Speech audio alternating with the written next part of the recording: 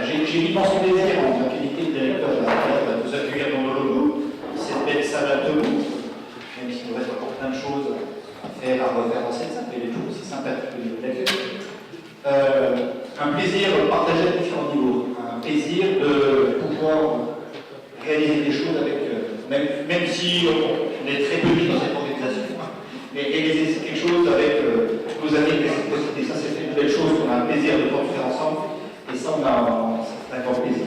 Mais un grand plaisir sur le thème que vous avez retenu, Monsieur le Président, autour des biodéchets. Bien entendu, c'est un terme qui nous intéresse tous autour de la table. Mais nous, particulièrement au niveau d'Aurélia, de voir nos différentes activités développées, autour de la restauration, principalement, et on a d'énormes questions là-dessus, sur qu'est-ce qu'on devra faire demain.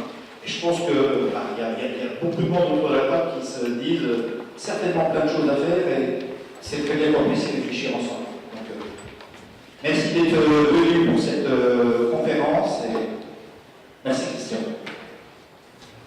Merci Gilles, merci à Aurélia, merci à Pierre-Henri qui est responsable de la partie restauration. Il faut venir d'ailleurs directement ce soir. Voilà. Merci à vous tous d'être présents. Merci aussi à ceux qui n'ont pas pu venir parce que les agendas sont très chargés et qui nous ont transmis leurs excuses et qui suivent de toute façon le projet. Merci à l'équipe de Réciprocité qui est aussi dans la salle.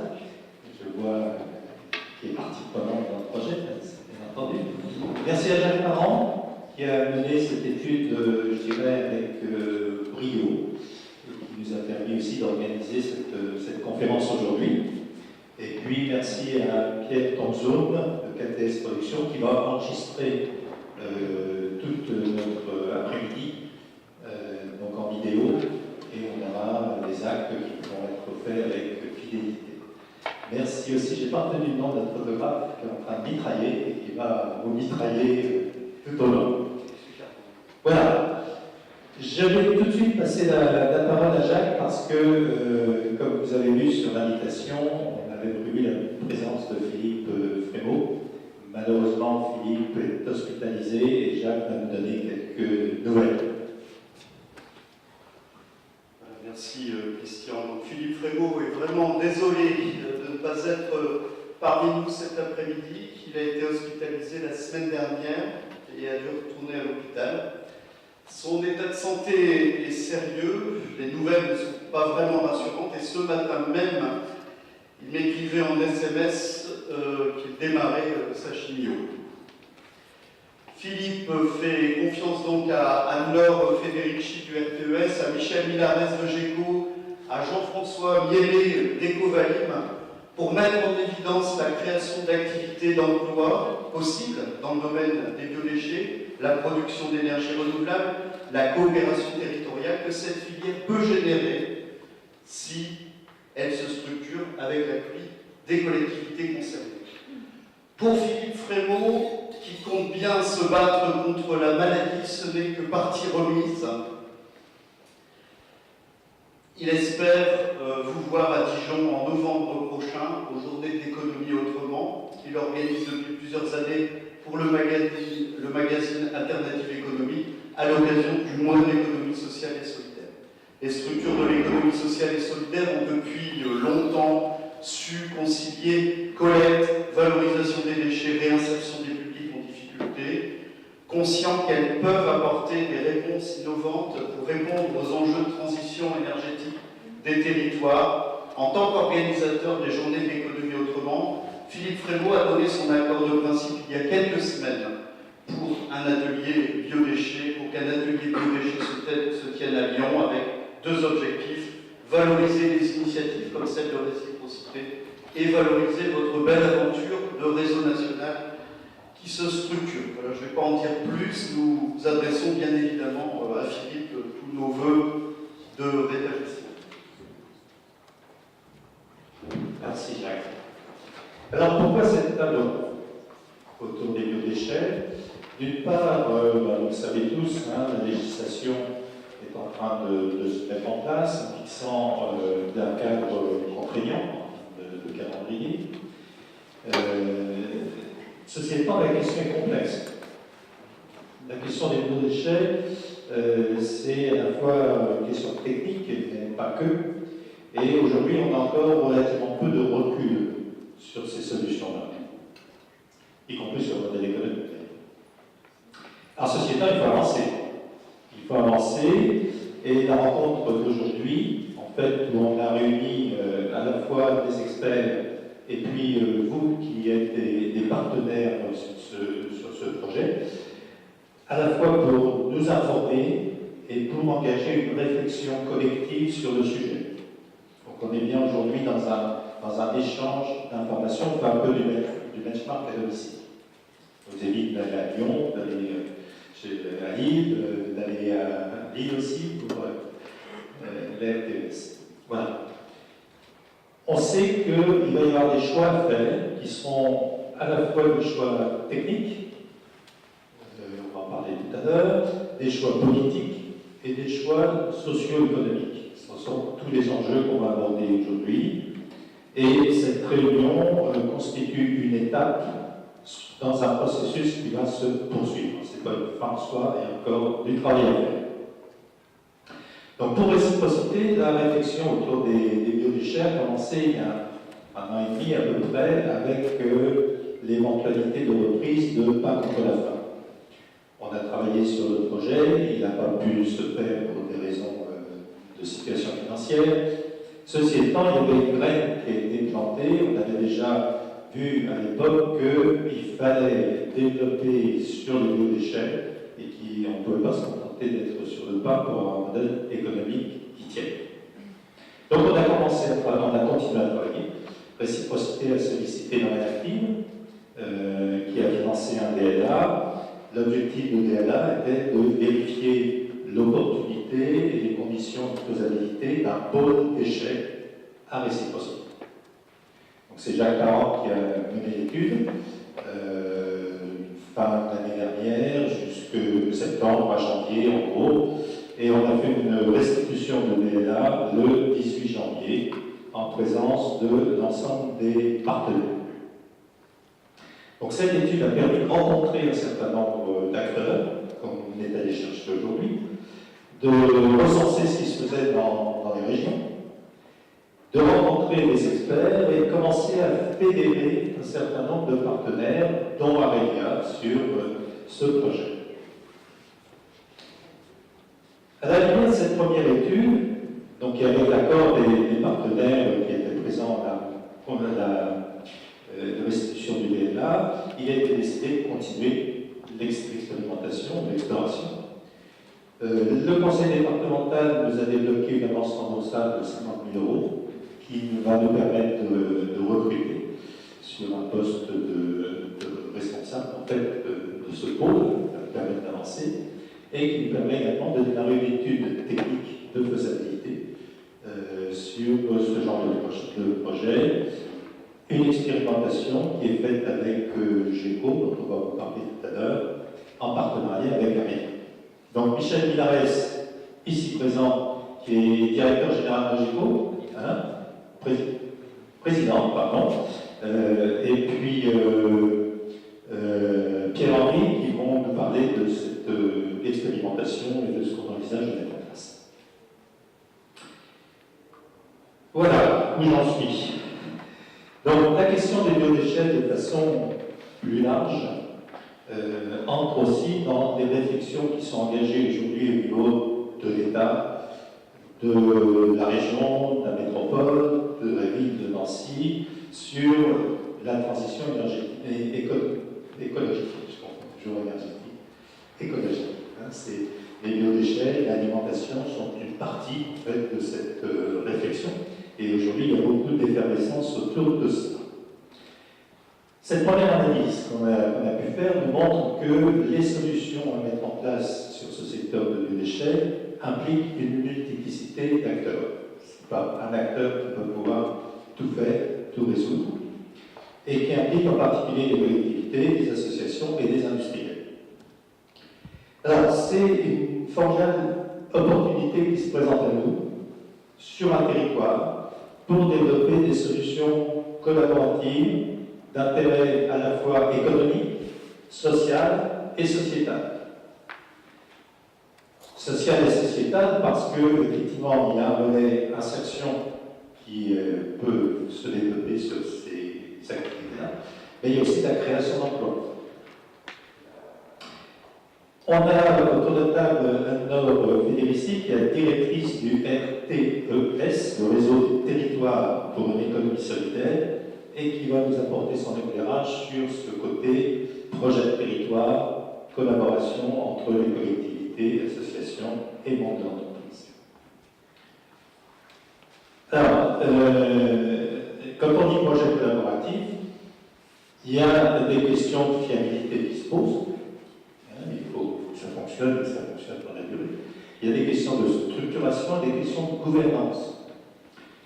Élise Marcandella, qui est chercheuse et maître de conférence à l'Université de Lorraine, au CEREFIGE, que nous avons invité, qui a travaillé en particulier à Épinal sur la mise en œuvre d'un pôle territorial de compétences, des coopérations économiques, qui s'appelle Écoter, et donc elle va pouvoir nous parler, elle va pouvoir nous dire comment on met en place, comment on construit un projet collaboratif avec les différents acteurs sur un territoire. Voilà, la région Grand Est n'a pas pu être là aujourd'hui, je crois qu'il y a personne qui est plus disponibilisé. Ils sont très partie prenante dans le projet, d'autant que la région soutient un appel à manifestation d'intérêt initiative, manifestation d'intérêt initiative territoriale, qui a pour objet de structurer des projets collectifs, novateurs, structurants pour le territoire. Et donc le projet de déchets entre tout à fait dans cette catégorie de projets. Et on va continuer avec la région et nos partenaires de voir comment on peut avancer sur le sujet. Voilà, le cadre étant posé, je vais maintenant laisser la parole à nos intervenants. Je ne vais pas présenter Jean-François Minet, je sais pas parole. Donc Jean-François, que j'ai eu l'occasion de rencontrer à Lyon, en fait, qui a créé une activité autour du conditionnement des déchets, l'activité industrielle. Et moi, j'ai vraiment découvert qu'il y avait une vraie filière sur les biodéchets. Je n'imaginais absolument pas, donc il va nous parler de ça. Donc le côté technique va également être présent. Les intervenants sont là pour vous. On ne va pas être dans un monologue. Posez toutes vos questions, intervenez quand vous voulez. On est dans un schéma informel. On est là pour vraiment s'informer et pas écouter la bonne parole en tant que consommateur simplement. Il faut qu'on les asticote un petit peu. Voilà, je vais déjà laisser la parole à Michel pour qu'il nous pose le cadre réglementaire et les enjeux de cette question des biodéchets. Donc alors, déjà pour présenter le contexte des biodéchets. Alors qu'est-ce qu'un biodéchet? Selon la réglementation, donc c'est un déchet non dangereux biodégradable de jardin ou de parc, ou un déchet non dangereux alimentaire issu de la cuisine, notamment les ménages, les restaurants, les traiteurs, toute opération de transformation, et également donc, des déchets de production des denrées alimentaires. Donc, et on considère que c'est un biodéchet si ça contient plus de 50% des matières qui sont présentées au dessus. Alors du coup, qu'est-ce que ça représente? Donc regardez la partie jardin où vous allez avoir les feuilles, les tontes, etc. Puis toute la partie de déchets de l'alimentation, donc les restes de repas, les fruits et légumes, les coquilles d'œufs, le marc de café, les restes de pain, et les produits d'emballage périmés. Donc les produits qui sont emballés mais qui arrivent à la date de péremption et que nous on doit jeter parce qu'ils sont plus rentables. Alors des obligations réglementaires depuis 2012 et avec un seuil qui a été fixé pour les producteurs de biodéchets, donc les établissements qui produisent des biodéchets.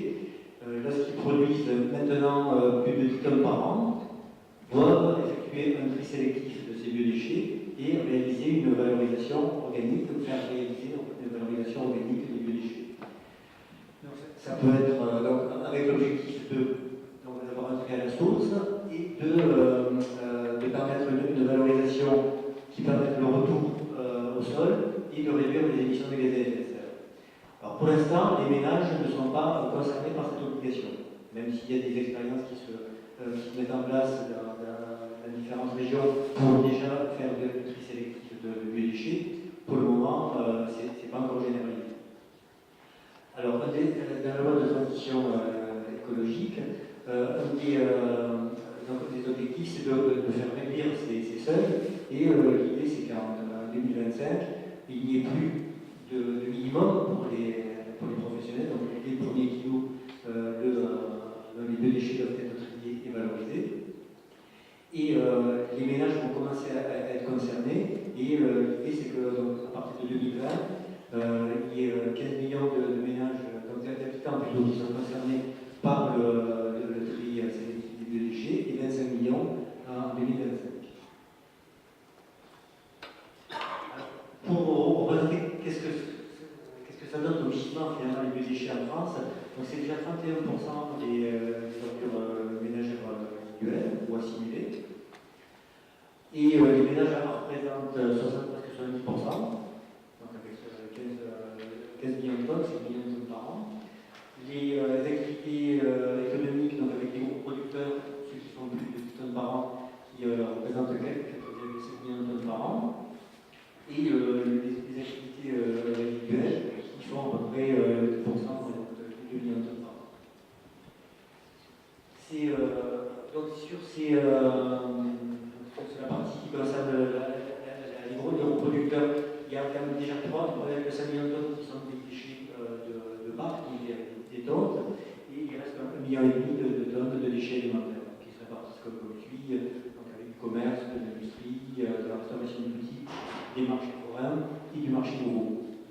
Donc vous voyez un peu la répartition des volumes dans les différentes sous-catégories.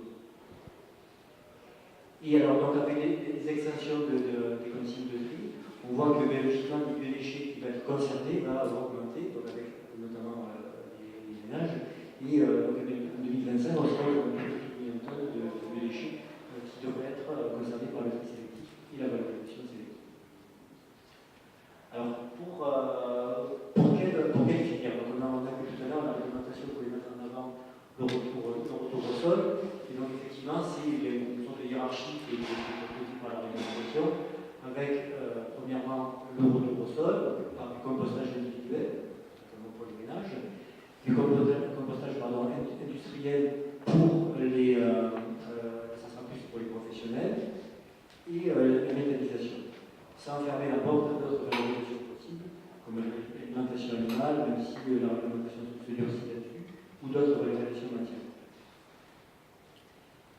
Les contraintes pour mettre en place cette valorisation, c'est déjà il faut réaliser le tri, déjà évaluer ses volumes, premier point, savoir combien on est, combien de personnes sont concernées, mettre en place le tri si on est concerné, mettre en place une collecte donc avec des contraintes réglementaires, des agréments sanitaires ou prestataires, une collecte qui doit être fréquente, c'est au moins une fois par semaine, et donc un coût pour cette mise en place du tri et pour la réalisation de la valorisation, puisqu'on comprend bien qu'il y a une partie de transport, de logistique, et que c'est ça qui va coûter, plus le traitement du déchet derrière.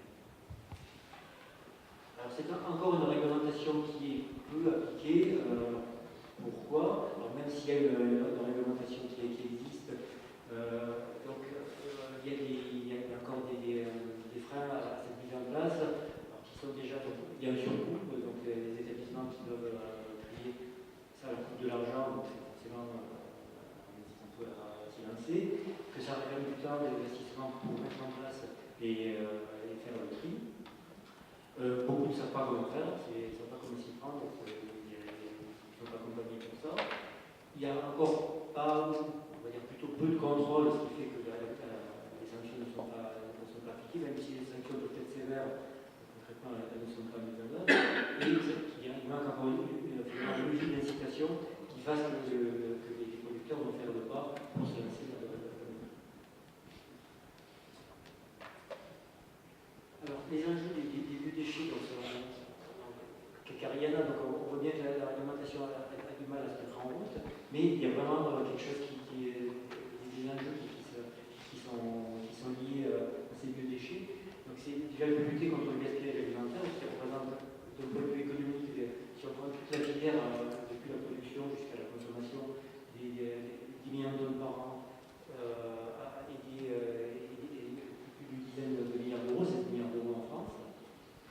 Donc avec un développement d'une alimentation plus durable, donc, avec moins de gaspillage, ouvrir plus avec autant de matière, des économies à tous les niveaux, pour les consommateurs, pour les producteurs, les transformateurs et les restaurateurs. Une préservation de l'environnement, donc avec un retour à la terre qui est favorisé, donc on est bien sur un cycle de vie des aliments qui sont issus de la terre et qui y reviennent. Moins d'engrais chimiques, donc avec notamment l'utilisation du compost. La réduction des émissions de gaz à effet de serre, donc la lutte contre le changement climatique. Ensuite, une réduction de la dépendance aux énergies fossiles, puisque parmi les filières, on a bien cette filière de méthanisation qui permet de produire du biogaz, qui peut être utilisé pour produire de l'électricité, du chauffage ou faire rouler des véhicules au biogaz. Économiser de l'énergie, puisque à l'heure actuelle, beaucoup de déchets, du biodéchet sont en incinération. Donc du coup, avant de pouvoir récupérer l'énergie, il faut déjà évaporer les 80% d'eau pour produire des aliments.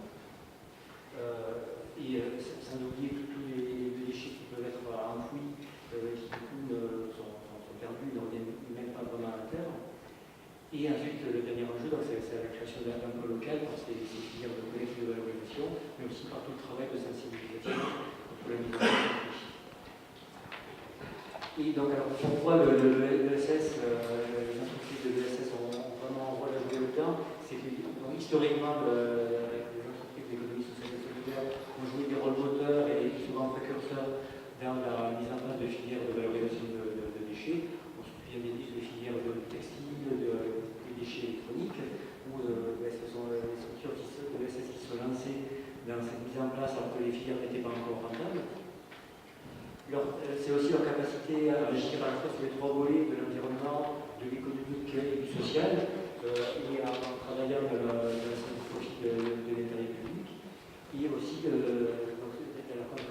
rôle de l'influence territoriale et de la logique de collaboration. Voilà, je vous remercie.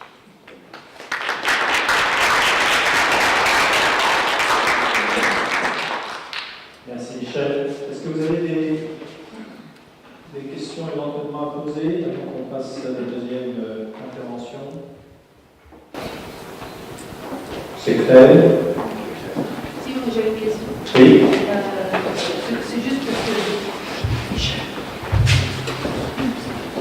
c'est juste pour savoir, est-ce que vous savez comment ça se passe ailleurs? Parce que je vais en Italie en vacances et ça fait longtemps qu'on trie où ces matières, ces déchets. Donc, est-ce que vous savez quelles sont les filières qui ont été développées, par exemple en Italie? Peut-être que quelqu'un le sait. Oui, vous avez raison, effectivement, sur l'Italie, ça doit faire une dizaine d'années qu'ils ont mis en place effectivement ce tri à la source. D'ailleurs, dans les ménages en Italie, il doit y avoir 5 ou 6 bacs de collecte, puisqu'effectivement, ils sont déjà très en avance par rapport à d'autres pays ou d'autres obligations réglementaires là-dessus. Et donc, ils ont depuis longtemps, effectivement, préconisé ce système de retour à la terre avec toutes les filières existantes, que ce soit sur la méthanisation ou sur le compost. Donc, effectivement, il y a des choses qui existent dans d'autres pays d'Europe et qui sont déjà plutôt abouties.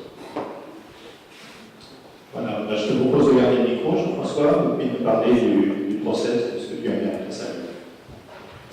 Eh bien, avec plaisir. Donc, moi, je vais essayer de vous parler un peu technique.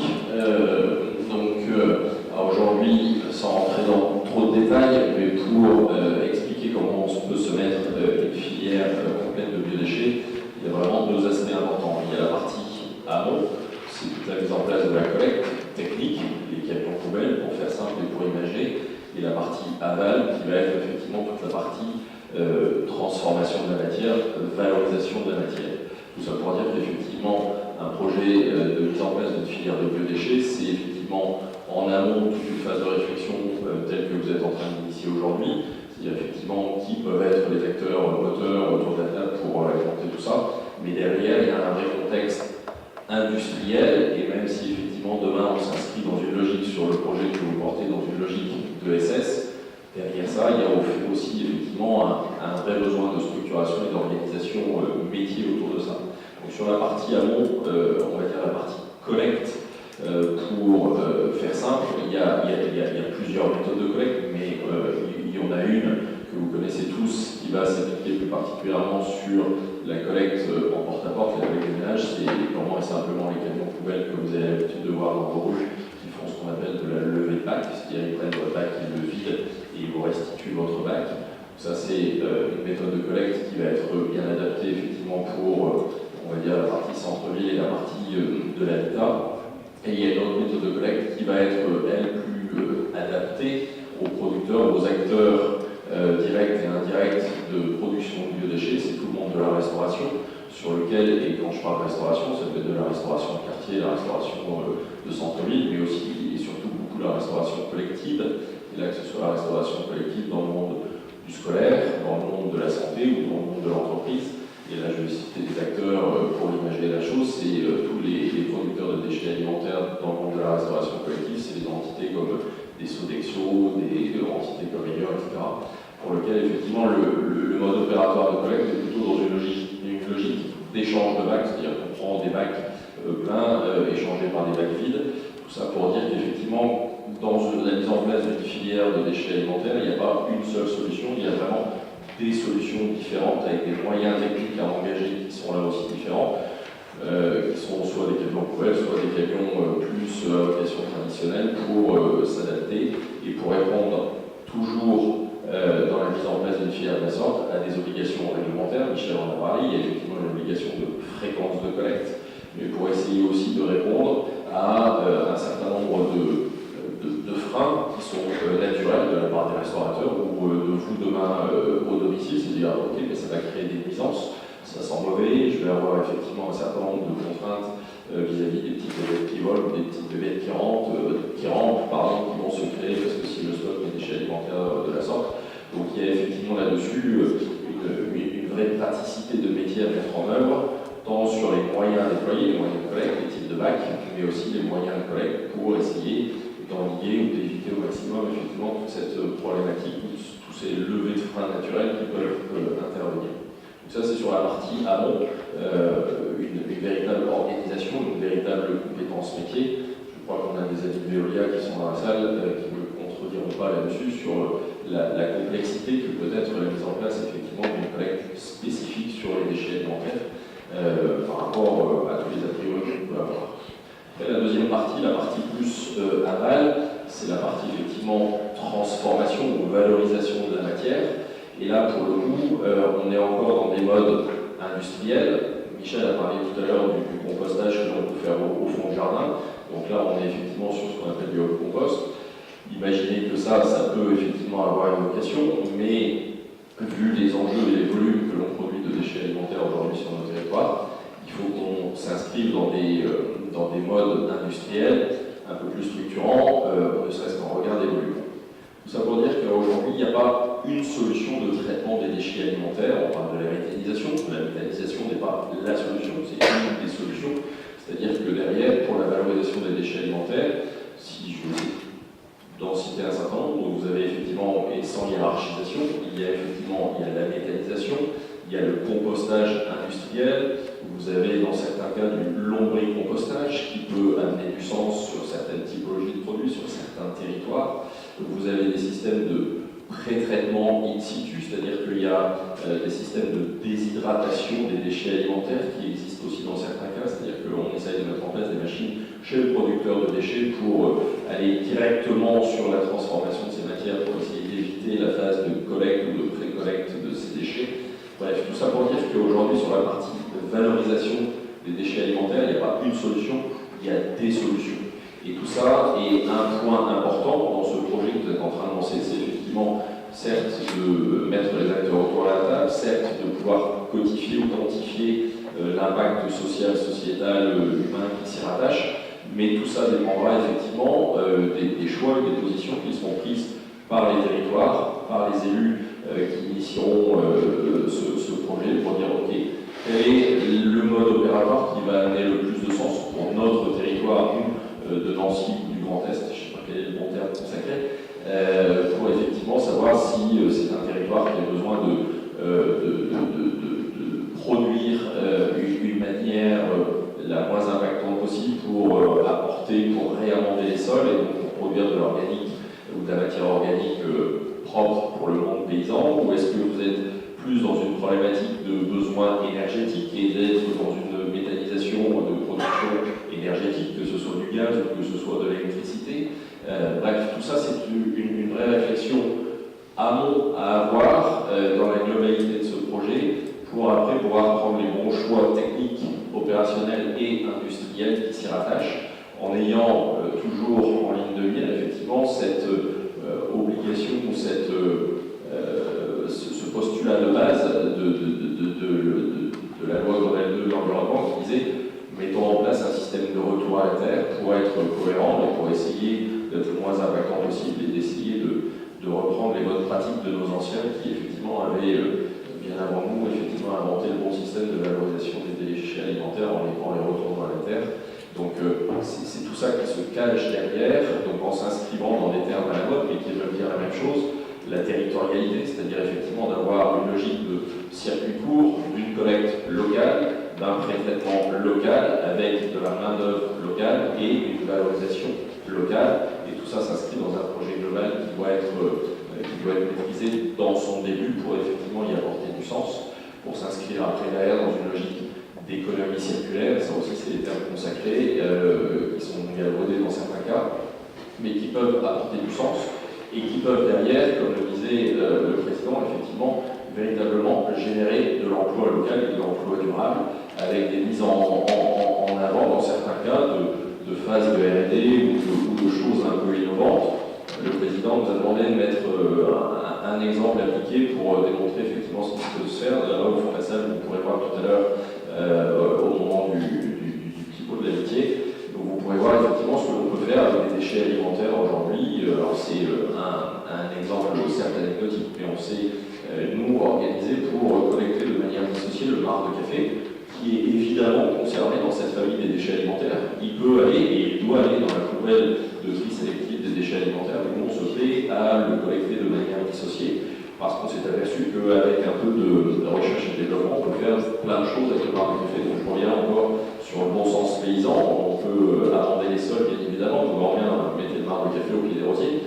Aujourd'hui, c'est un des applicatifs que l'on a, mais en essayant d'exploiter effectivement tout ce qui est à notre disposition de développement industriel aujourd'hui, vous verrez qu'on peut fabriquer par exemple du plastique en marc de café. Tous les articles que vous verrez sur la table là-bas sont des articles qui sont fabriqués en marc de café. Ça ressemble étrangement à du plastique, mais ça n'en est pas. C'est effectivement du marc de café. Tout ça pour dire que, avec un peu de bon sens, un peu de réflexion sur une amont de projet, on peut vraiment essayer d'apporter des choses innovantes et surtout avec un véritable impact économique de retour sur l'investissement, puisque tous les déchets alimentaires et le marc de café, en l'occurrence, qu'on arrive à collecter de manière dissociée, c'est du déchet qui ne rentre pas dans la poubelle, c'est du déchet qui effectivement n'a pas de coût économique pour la collectivité de passer qui en incinérateur aujourd'hui ou qui en centre de méthanisation demain.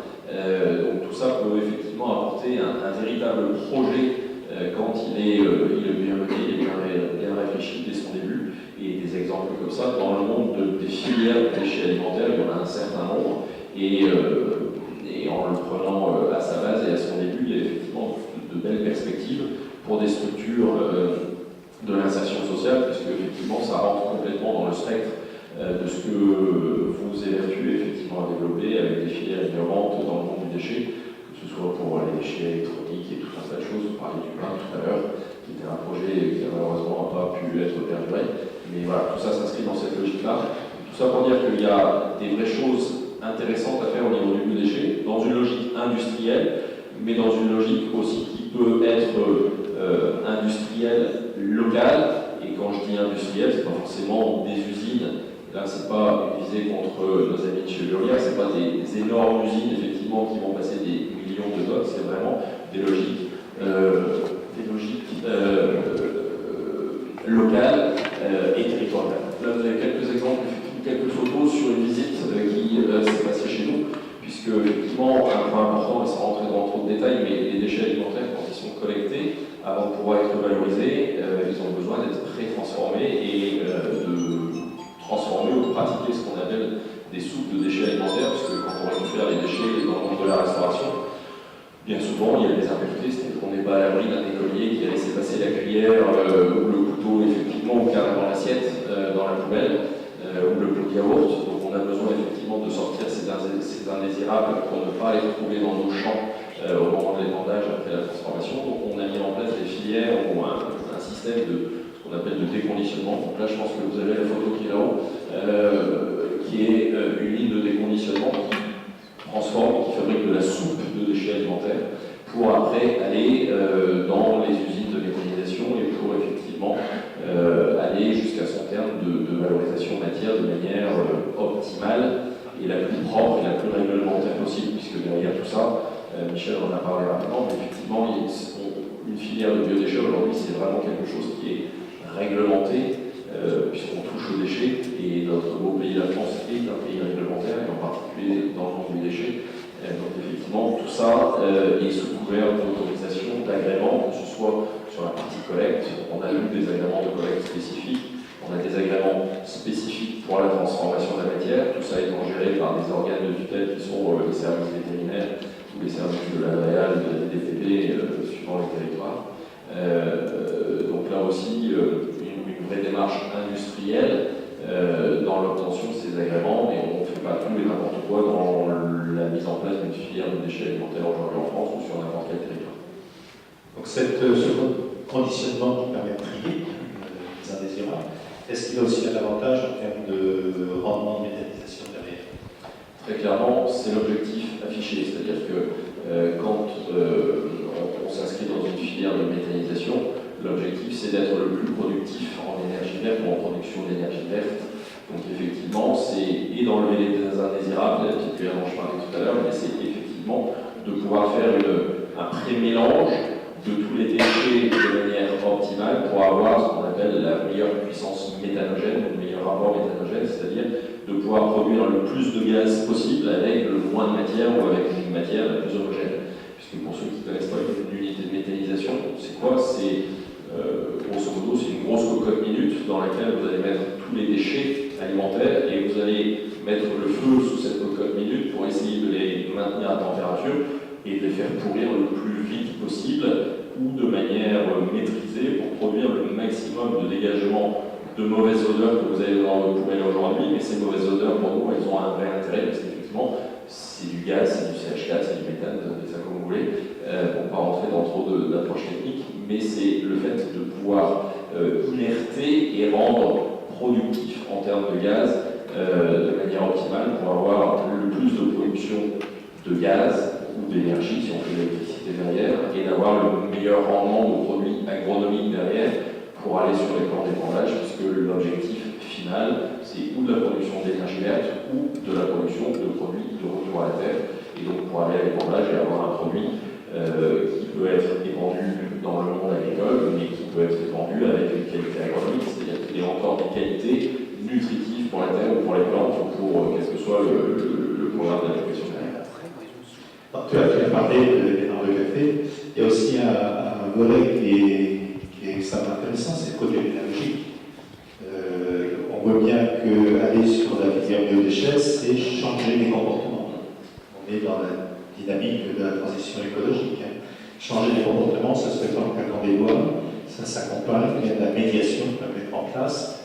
Et en particulier, moi, ça m'avait frappé des plateaux de sel en barre de café, qui permet aussi de dire aux jeunes dans les collèges, etc., les beaux plateaux sur lesquels vous mettez, c'est de recyclage de barre de café. Il y a un effet pédagogique qui est important, il y a un levier important.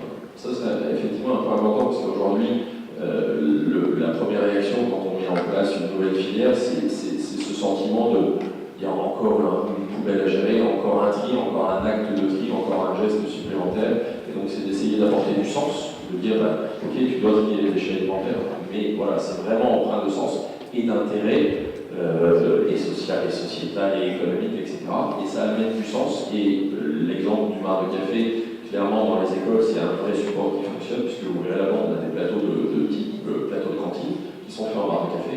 Et donc, la logique de l'économie circulaire, elle s'applique pleinement. Alors, pas forcément dans le monde de l'école, mais si vous avez, certains d'entre vous, vous allez manger au restaurant d'entreprise de là où vous travaillez, le premier geste que vous faites, c'est effectivement, vous prenez votre plateau avant de passer au self. Et le dernier geste que vous faites, c'est que vous buvez votre café. L'économie circulaire, elle se démontre parfaitement par rapport à ça.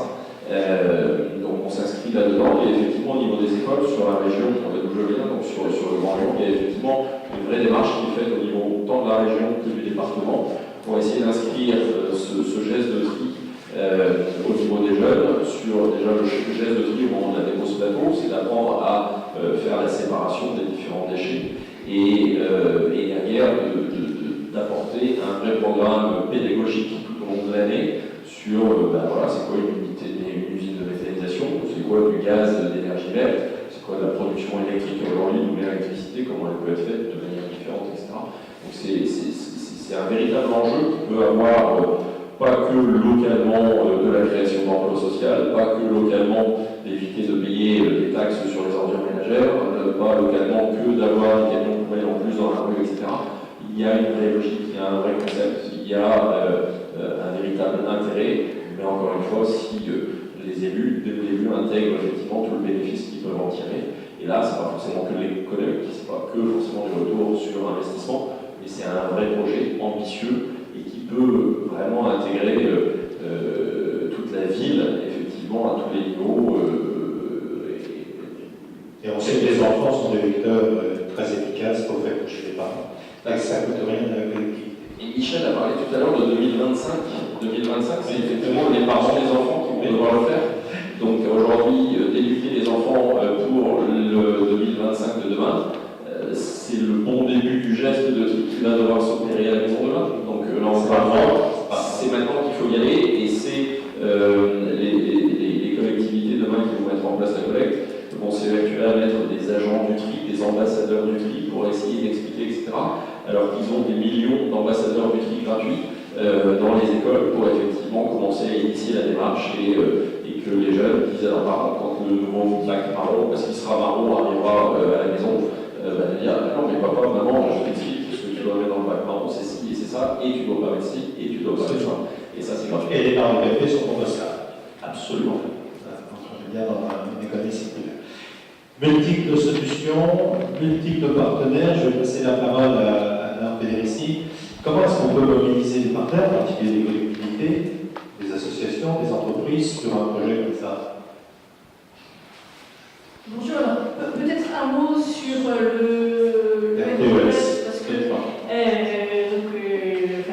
merci de nous avoir invités, sachant qu'on n'est pas du tout, le RTES n'est pas du tout à la maison spécialisée sur la question des biodéchets. J'ai appris plein de choses avec les interventions précédentes et passionnantes. Honnêtement, je pensais que ça pouvait être aussi intéressant.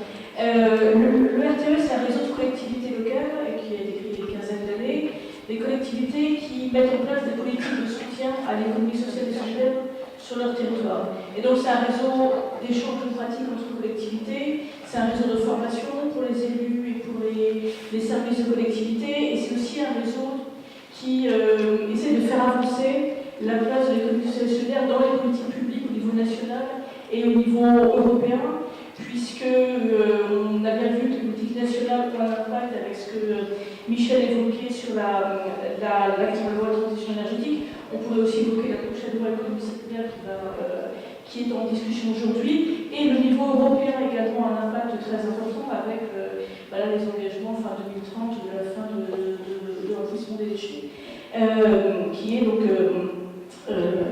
imposé par le niveau européen. Donc RTES, un réseau de collectivités locales qui travaille sur un certain nombre de sujets. On a organisé, c'est un réseau le siège de Lille, qui rassemble plus de 130 collectivités locales et en région, la région Grand Est, le département de Meurthe-et-Moselle sont par exemple adhérents au réseau parce que le réseau est basé sur la conviction que l'économie sociale et solidaire peut concerner tous les niveaux de collectivités locales, parce que ça croise toutes les compétences des collectivités. Et on en a eu des bons exemples ici avec les compétences autour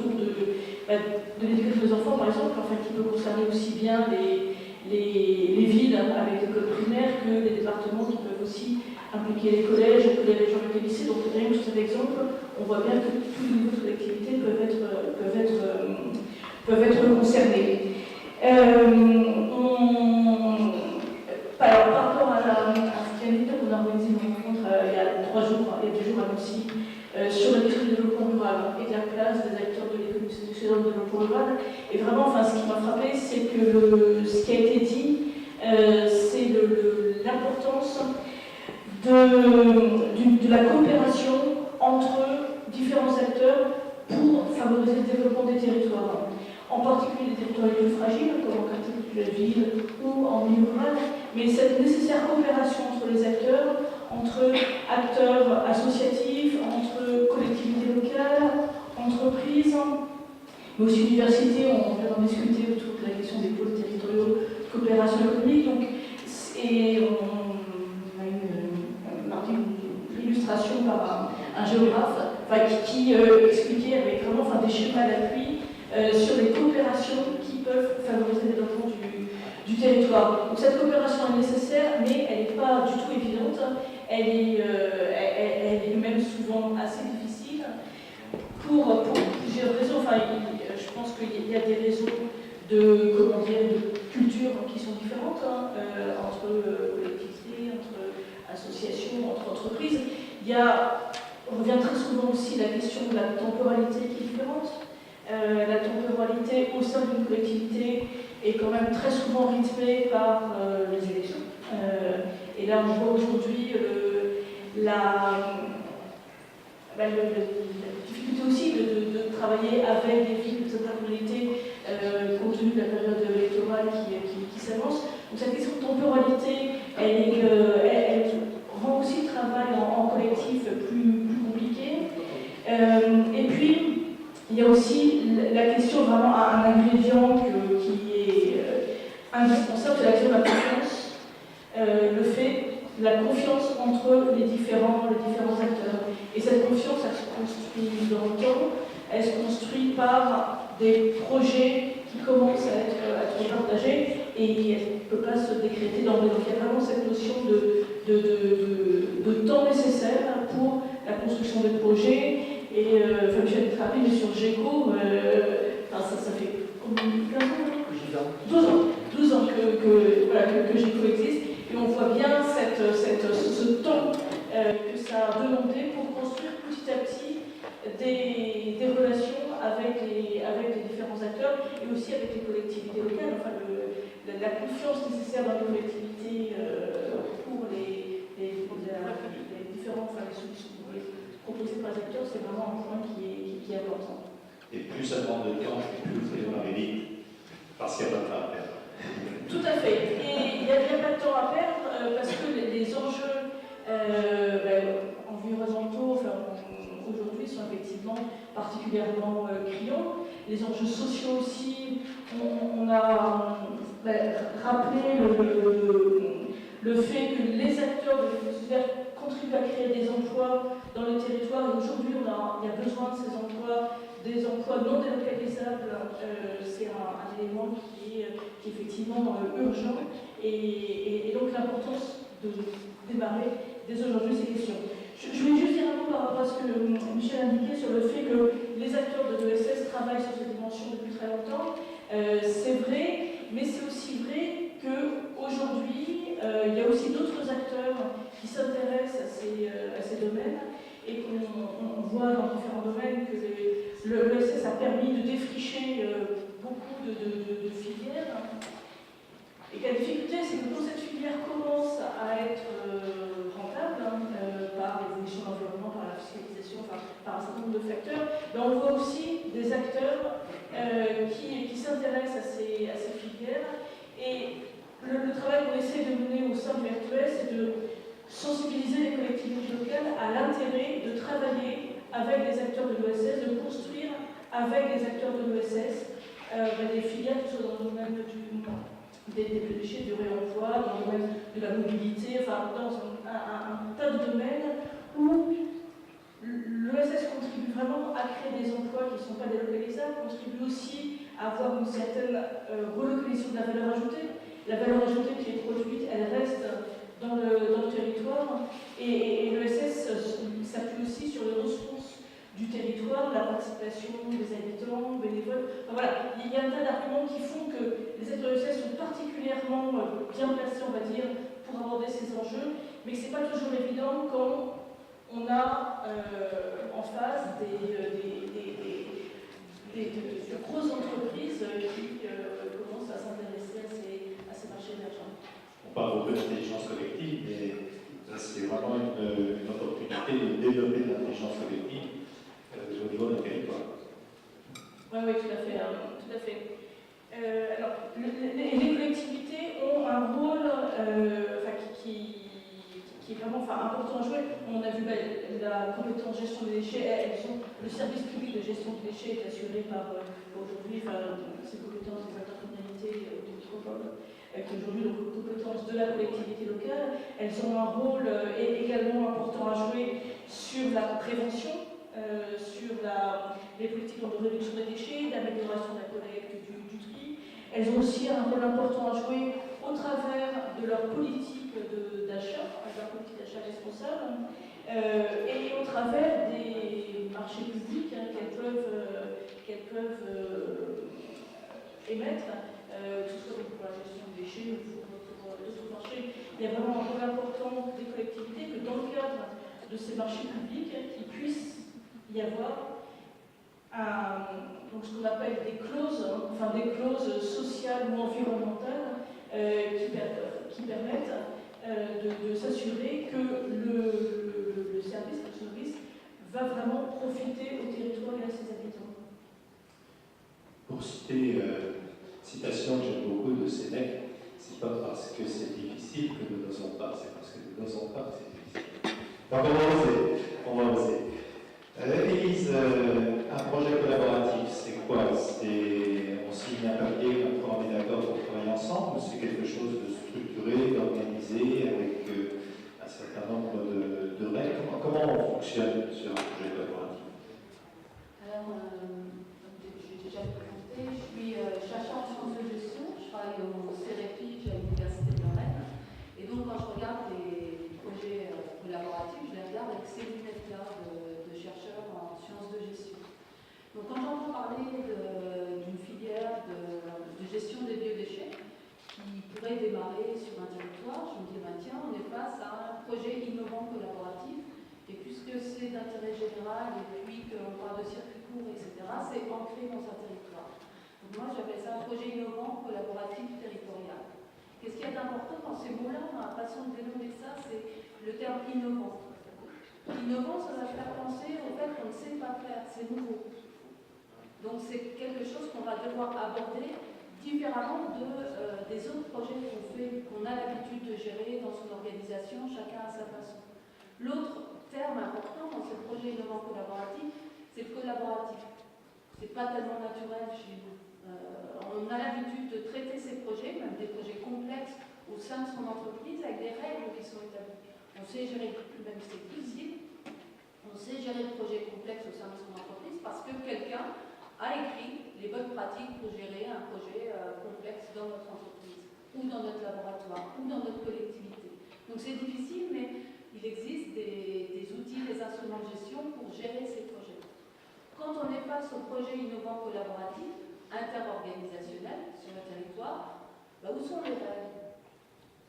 Est-ce qu'elles sont écrites? Quelles règles s'appliquent? Ça semble tout bête comme ça, mais c'est une prise de conscience qui prend très longtemps pour chacun des acteurs réunis autour du projet collaboratif. Chacun travaille bien dans son organisation et pense que c'est un projet comme un autre et qu'on va pouvoir appliquer cette façon de travailler au projet collaboratif. Et pourtant, dans ces projets collaboratifs, vous allez avoir des chercheurs qui travaillent en respectant plutôt la cogestion, il n'y a pas vraiment de hiérarchie dans la recherche. Vous allez avoir des chefs d'entreprise qui, pour certains, appliquent plutôt un management hiérarchique. Vous allez avoir des collectivités qui doivent défendre l'intérêt général. Et puis, chacun a ses façons de travailler. Et par exemple, si je prends l'exemple d'un projet qu'on a suivi dans un pôle de compétitivité, avec un pôle de compétitivité, on avait autour de la table un manager de pôle de compétitivité qui avait un management très hiérarchique. publicité, de toute façon, il faut un chef qui prend la décision à la fin, c'est comme ça. Alors j'avais beau lui expliquer en tant que chercheur, j'étais impliquée en tant que chercheur avec l'équipe sur le management du projet, lui expliquer que actuellement il n'y avait pas de chef pour l'instant, on n'avait pas décidé, il pouvait y avoir un chef dans une deuxième étape, mais pour l'instant il n'y avait pas de chef. Et que justement le travail en amont c'était de créer ces nouvelles règles de gouvernance, ces nouveaux outils de gestion, etc. Et bien ça s'est conclu par l'abandon du projet par cette personne qui, c'était positif, c'était pas un échec quelque part, puisqu'au bout de 3 ans, il a dit si l'autorité est partagée, moi je ne veux pas. Donc lui a pris conscience de ça, il ne pouvait pas travailler dans un management de ce type-là, et le projet a pu continuer par la suite sans cette personne qui n'était pas la bonne personne. Donc ça peut arriver qu'un projet collaboratif ne se fasse pas, et c'est pas un drame, des fois c'est mieux parce que sinon ça peut durer, et puis on n'arrive jamais à prendre des décisions. Donc nous, ce qu'on étudie, ce qu'on se rend compte avec la pratique, c'est que sur le territoire, quand on a identifié les bonnes parties prenantes pour gérer le projet, il reste le plus gros du travail à faire, c'est-à-dire faire prendre conscience à ces personnes réunies autour de la table qu'il va falloir travailler ensemble à la création d'une gouvernance et de nouvelles règles de travail. Et une fois que ces personnes réunies autour de la table acceptent qu'il va falloir apprendre, et bien là, ça va mieux parce que les méthodes existent d'intelligence collective. Quand vous êtes prêt à tester l'intelligence collective, c'est super efficace. Mais tant que vous n'êtes pas prêt à tester, vous n'en connaîtrez pas les bienvenus.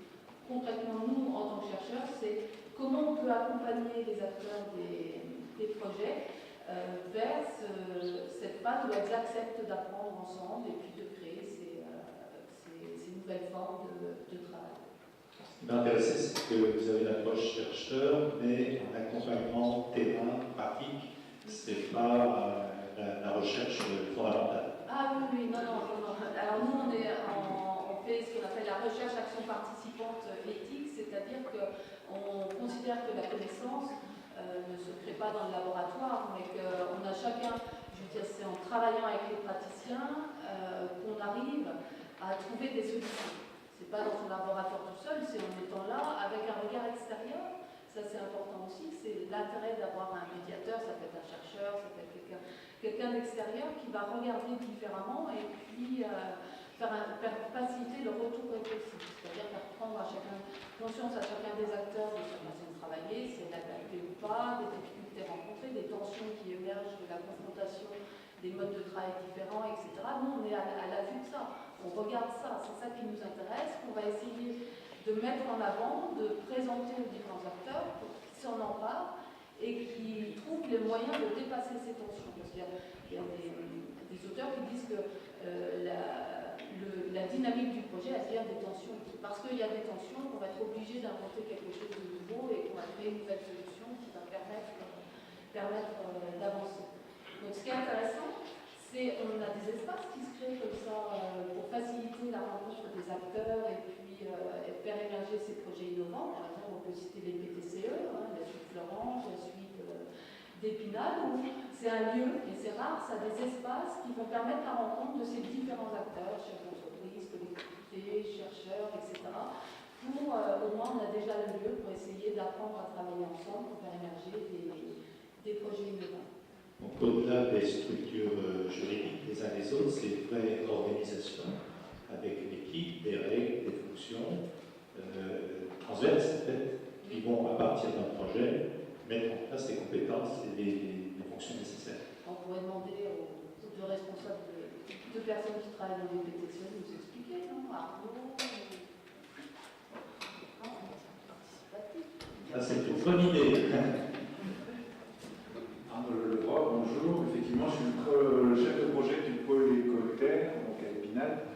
Donc ça fait 3 ans, c'est une opération qui a été menée avec des membres qui sont le conseil départemental, la communauté d'agglo d'Épinal, le SICOVAD et Evodia, qui sont donc les 2 acteurs principaux de la récupération et du traitement des déchets sur les Vosges, et une entreprise d'insertion qui est Revalpress, qui est également spécialisée dans la récupération des déchets, notamment les déchets blancs.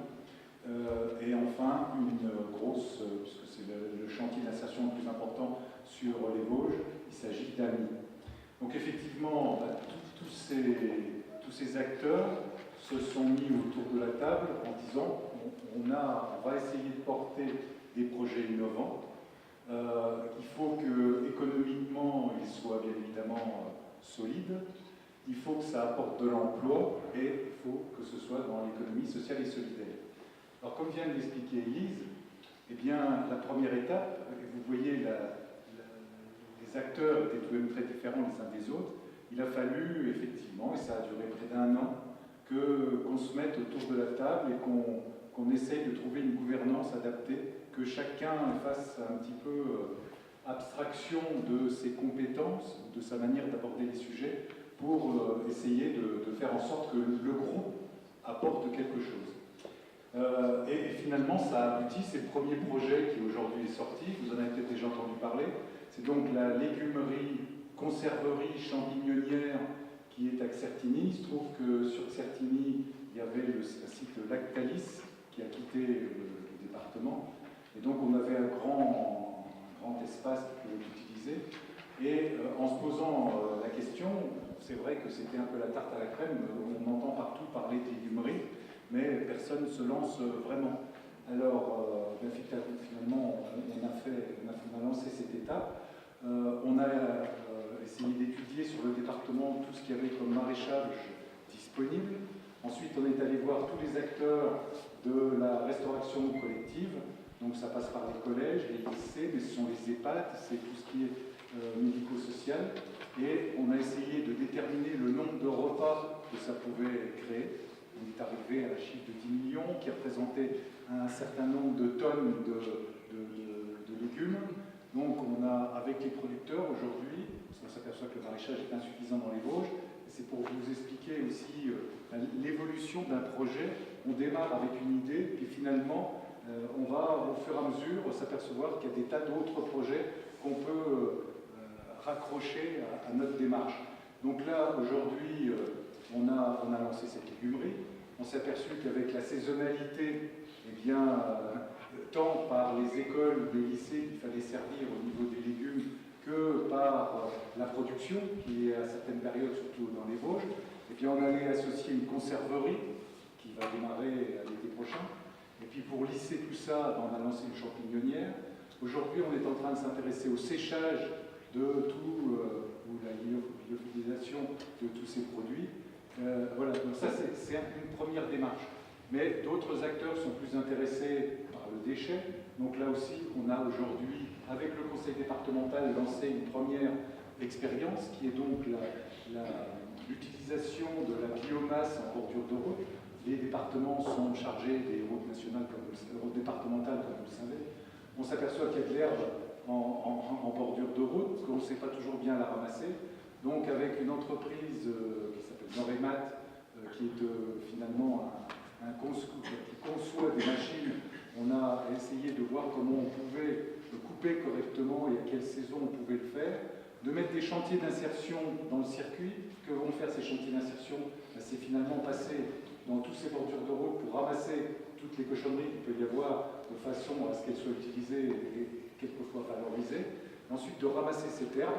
Et aujourd'hui, c'est la méthanisation qui semble être la meilleure issue, puisqu'on s'est rendu compte que il y a des études qui ont été faites là-dessus aussi, que l'herbe, quand elle est prélevée à un bon moment, c'est-à-dire pas tout au début après l'hiver, mais quand on arrive quelques semaines après qu'elle s'est démarrée, eh bien, il y a la possibilité d'utiliser, et il reste très peu d'hydrocarbures dedans. Donc elle a une très bonne valeur et elle peut être utilisée assez facilement. Bon, je pourrais continuer longuement, mais je vais laisser la parole, parce qu'on a plein d'autres projets en cours. Merci de ce témoignage. Et on verrait bien une petite filière de déchets se développer par la côte. C'est commencé. Voilà, et puis peut-être vous voulez parler de... Eh ben, je peux effectivement parler un petit peu de Florange. Alors, donc moi je suis Quentin Linger, donc je représente la société Valoprest, donc basée à Florange, sur le territoire du Val de Fench. Donc effectivement, nous avons au sein de la société Valo une association qui s'appelle FE2I, qui est subventionnée par l'ADEME pour mettre en synergie les acteurs du territoire de la vallée.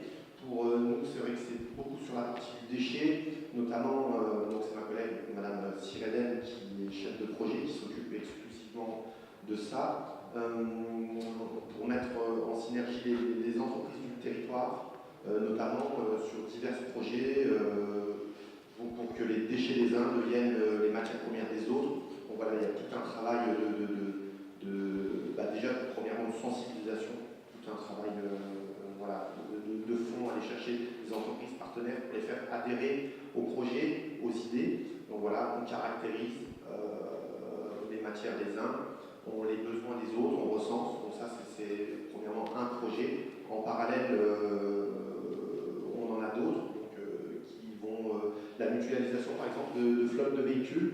On s'aperçoit que voilà, il y a beaucoup de véhicules qui sont inutilisés au sein des entreprises, ou de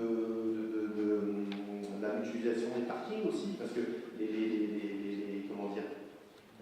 les espaces se réduisent de plus en plus, et les espaces inutilisés, on se rend compte qu'il y a beaucoup d'espaces inutilisés. Comment on peut mettre en relation les uns et les autres pour, de façon intelligente, pouvoir travailler en commun. Donc, je pourrais en citer plusieurs, c'est vrai que ma collègue pourrait mieux vous en parler que moi, mais aussi la restauration collective. Donc là, c'est vrai qu'on est dans les biodéchets, essayer de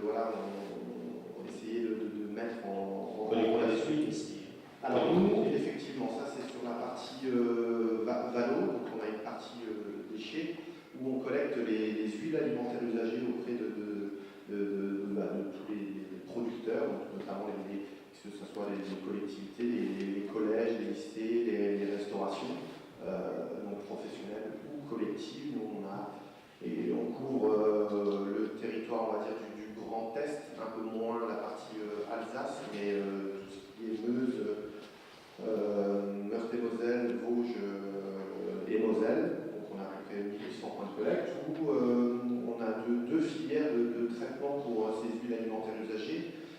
Première filière, évidemment la filière des biocarburants. Après un traitement de ces huiles végétales exclusivement, elles repartent dans le circuit de la filière, dans le circuit des biocarburants après transformation. Mais on a développé aussi un traitement au sein de la société des huiles qu'on transforme nous-mêmes en biolubrifiants. Donc premièrement des biolubrifiants pour les huiles de chêne, de tronçonneuse. Voilà. Pour abattre les arbres, on a besoin de lubrifier cette chaîne et on transforme donc les huiles végétales en huile de chêne. Et également là on va lancer la commercialisation des huiles de décoffrage des banches de maçonnerie. Parce que dans les ouvrages du bâtiment, pour couler du béton, pour parler un peu plus technique, pour qu'il se démoule bien, comme vous pouvez beurrer un moule de gâteau, et on a besoin de beurrer, de huiler les banches de maçonnerie pour développer ça. Donc c'est vrai que c'est les filières de Valo sur les huiles alimentaires usagées. On voit bien à travers des exemples qu'il y a une fonction recherche et développement qui est importante dans ce domaine. Il y a encore plein de choses à découvrir de façon peut-être ponctuelle, mais globalement, il y a de la valorisation à faire. Merci de ces témoignages. On comprend bien que le projet collaboratif, ça ne se construit pas à partir de grandes idées, mais à partir de projets concrets qui vont être porteurs de cette coopération. Et je voudrais passer la parole à Najat, qui nous parlera maintenant du projet réciprocité, à proprement parler, et puis de l'étude qui est en train de démarrer avec GECO et Aréna.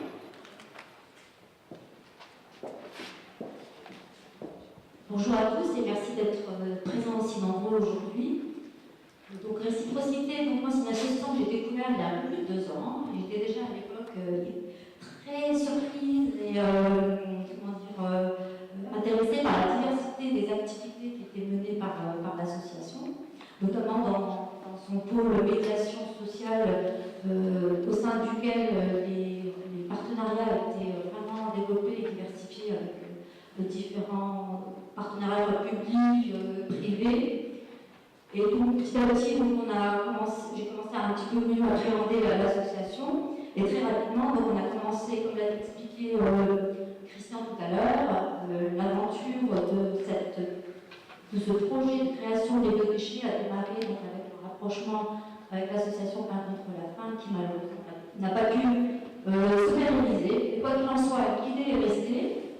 Et donc, le défi a été relevé de commencer cette réflexion à travers un débat qui était mené en lien avec Jacques Parent.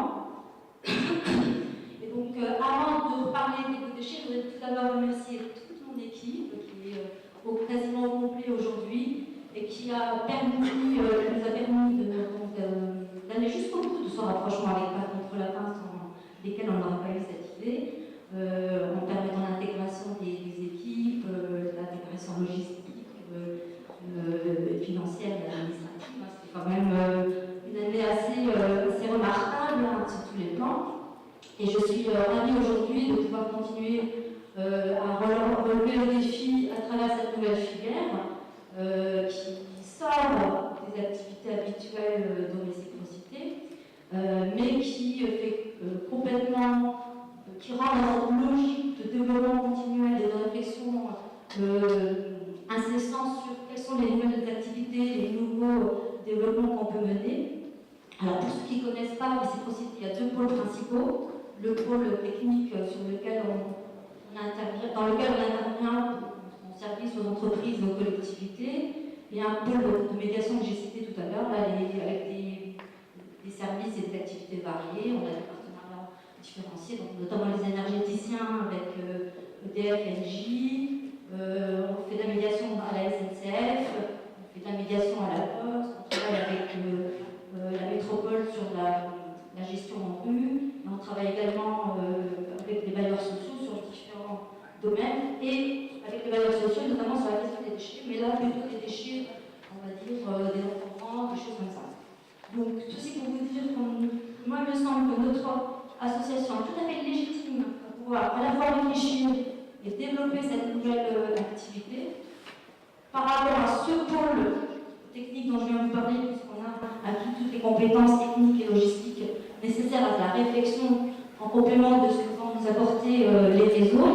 Et par rapport au pôle médiation pour lequel on va réfléchir et perfectionner nos compétences acquises en médiation sur la médiation des déchets. Une thématique qu'on a pu également développer. Donc voilà, mais ça, j'ai bien conscience que ça ne va pas être une tâche facile, mais on a deux atouts majeurs, donc une équipe compétente et impliquée dont je viens de vous parler, et aussi un réseau de partenaires qui sont précieux et très bienveillants avec notre association sur le territoire. Donc, pour compléter cette équipe, on vient de recruter une nouvelle personne qui va se positionner sur le poste de chargé de mission. Donc, Émilie Poulain nous rejoint dès la semaine prochaine. Émilie, on s'est positionné donc, sur son CV, pourquoi? Parce que d'une part, on a une très bonne connaissance du champ de l'insertion sur le territoire, et d'autre part, parce qu'elle a déjà une expérience dans le domaine des déchets, grâce à ton expérience, Émilie, au sein de Pain contre la faim en 2015. On connaît déjà un petit peu les déchets à travers l'activité de retraitement du déchet pain. Avant qu'il y ait des problèmes. Oui,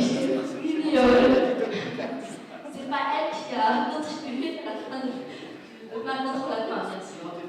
Donc voilà, bienvenue Émilie, et puis bon, je compte moi vraiment sur tous ici présents aujourd'hui pour nous soutenir dans ce challenge, et grand merci à nouveau à toute l'équipe que j'ai un petit peu délaissée ces derniers temps. Voilà, merci à tous, et puis merci Christian. Merci.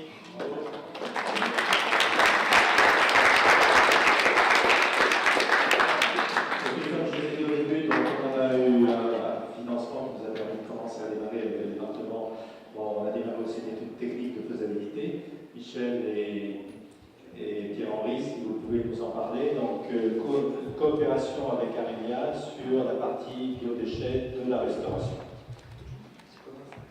Donc, effectivement, avec le soutien de la directe, il y a une étude qui est en train de démarrer donc, en lien avec réciprocité, Arelia, et cette étude est réalisée par GICO et GICO Value sur le territoire du Rhône-Nancy, avec l'objectif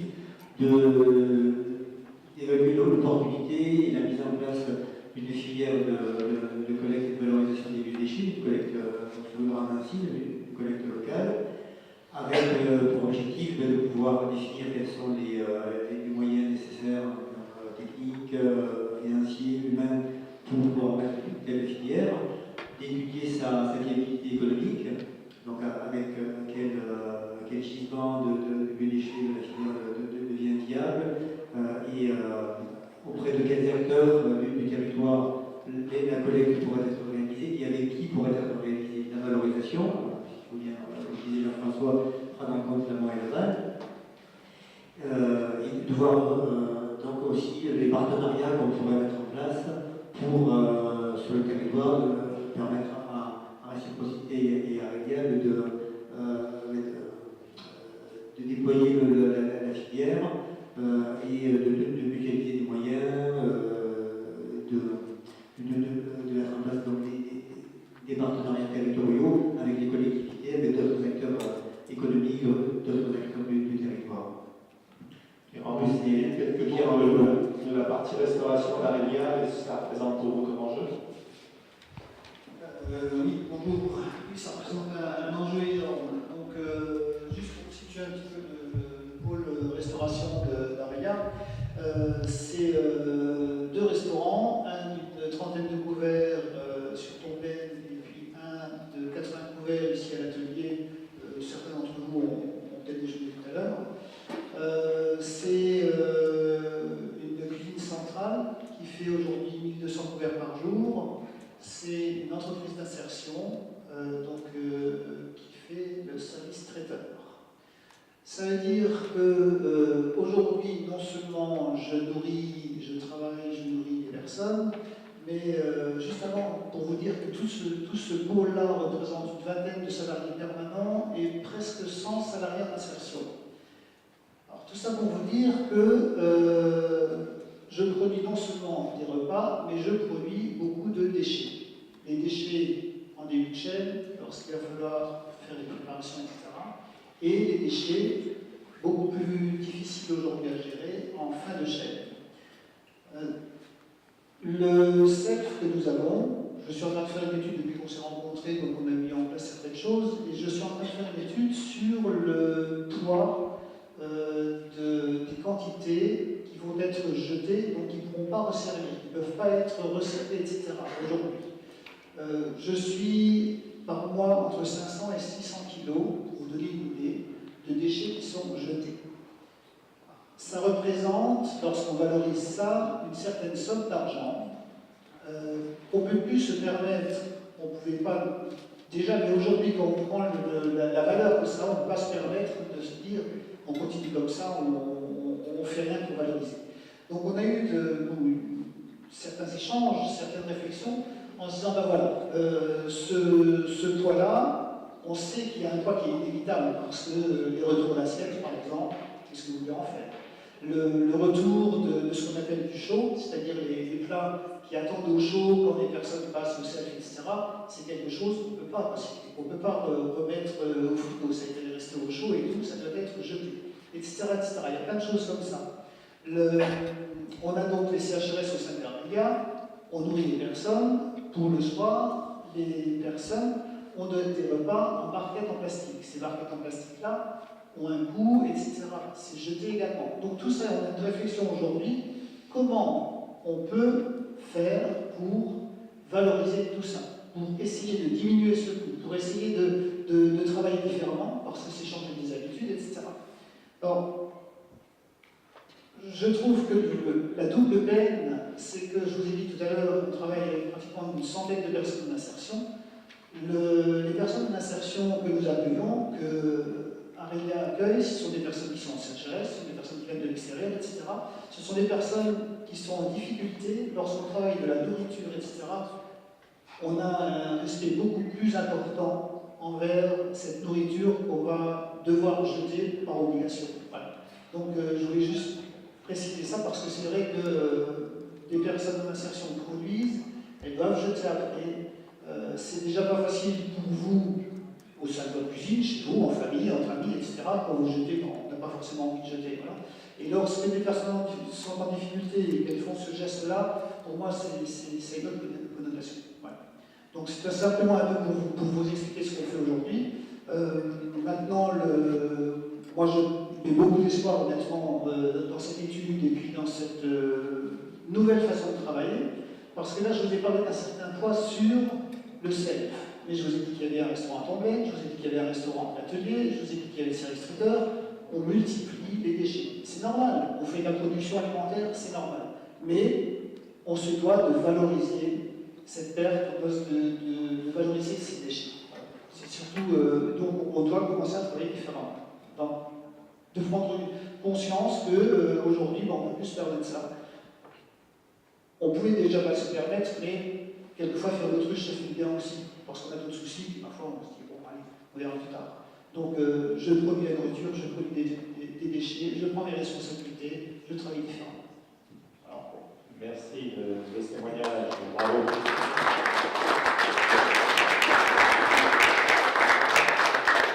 Et puis pour ceux qui ne connaissent pas, il y a le restaurant L'Atelier à côté où on mange très très bien, dans un cadre tout à fait agréable, et je vous le conseille. Voilà. Jacques, je te propose en tant que consultant où tu as rencontré ton partenaire, tu as appris à le connaître aussi, on ne se connaissait pas avant, peut-être de donner un petit peu ton avis, ton retour par rapport à ce qu'on est en train de mettre en place. Et je ne t'ai pas oublié. Bravo pour ça. Oui, un regard rapide parce que beaucoup de choses ont déjà été dites, et puis un regard d'autant plus facile à donner que le DLA est terminé et qu'il est déjà payé. Vous voyez, il n'y a plus rien à gagner là-dessus. Pour dire que le DLA, vous le savez, diagnostic local d'accompagnement, a été accordé par un comité d'engagement qui comprend l'État, la région, le département, la Caisse des dépôts et conciliation. Et moi, j'ai pris beaucoup de plaisir à mener ce DLA parce que quand, en tant que consultant, je réponds, souvent ma première crainte, c'est est-ce qu'il y a bien une adéquation entre le cahier des charges sur lequel j'ai répondu et ce que je découvre sur le terrain? Est-ce que je vais rencontrer des administrateurs suffisamment motivés, impliqués et qui vont m'aider parce que c'est certainement pas un consultant d'un coup de baguette magique qui résout les problèmes. On ne fait qu'accompagner, qu'apporter des solutions. Bien évidemment, j'avais répondu en m'associant à un spécialiste, en l'occurrence avec Michel Gécourt, on est tous les deux des Hauts-de-France, et je connaissais depuis un certain temps ses implications, et puis j'ai régulièrement des informations qui me sont données par le RTES. Le RTES non seulement apporte des conseils aux collectivités, mais aussi aux consultants que nous sommes. Et j'ai constaté que progressivement, effectivement, les administrateurs se sont impliqués, les salariés se sont impliqués, et la directrice, non pas pour la flatter, mais pour dire la réalité des choses, dès le début, à toutes les réunions avec le département, M. Barbier nous a longuement reçus, Mme Fortier, Mme Zimmermann, il y a beaucoup de personnes qui nous ont reçus, expliqués, écoutés, et progressivement, on a construit des choses avec un certain nombre d'acteurs, et c'était assez intéressant. Et le DLA du 18 janvier, Christian, que tu citais tout à l'heure, a été particulièrement significatif, puisqu'il y avait quasiment tout le monde, sauf, mais ils se sont excusés, et on les a vus à la réunion Tresson mardi en venant au département, la région, on a vu M. Rillet, on a vu Mme Mansoura qui étudie nos dossiers, on a croisé Mme Zuber, et tu viens de voir Mme Roussel au niveau de la région, donc ils n'étaient pas là, je dirais, à la restitution, mais étaient... Ils sont partants. Ils sont complètement partants, effectivement. Donc, des administrateurs qui se sont impliqués, Jean-Marie, il faut le dire, qui nous a mis en relation avec Arélia, avec Gilles, avec Pierre-Henri, et effectivement, à un moment donné, là aussi, on a retenu cette petite phrase, Stéphane Barbier, la politique à petits pas, il faut aller progressivement, et ce premier partenariat, pour moi, en tant que consultant, réciprocité, Arélia, sur une base de 1000 repas par jour, c'est la première étape qui fait qu'on va aller plus loin. Les attentes sont fortes. Le département, alors quand est-ce que vous allez vous occuper, on l'a bien entendu, Madame la Vice-Présidente, quand est-ce que vous allez vous occuper des collèges, des maisons de retraite? Et vous avez raison, mais on y va, pas à pas. Pour l'instant, nous attendons une réponse, et l'État est dans la salle, on passe un petit clin d'œil. On attend une réponse du FDI sur l'étude technique Arelia avec réciprocité GECO, il faut que progressivement, pour mesurer l'ensemble des gisements, des moyens soient donnés, parce que c'est un travail énorme, tout a bien été expliqué par Jean-François, par Michel, et donc il faut mobiliser. L'association est parfaitement légitime, je pense que tu as raison de le dire, Najat, parce que vous touchez des partenaires publics, vous touchez aussi des partenaires privés, vous travaillez avec EDF, avec LG, avec la SNCF. On a rencontré ensemble, effectivement, Veolia. Vous avez su mobiliser des crédits d'ingénierie.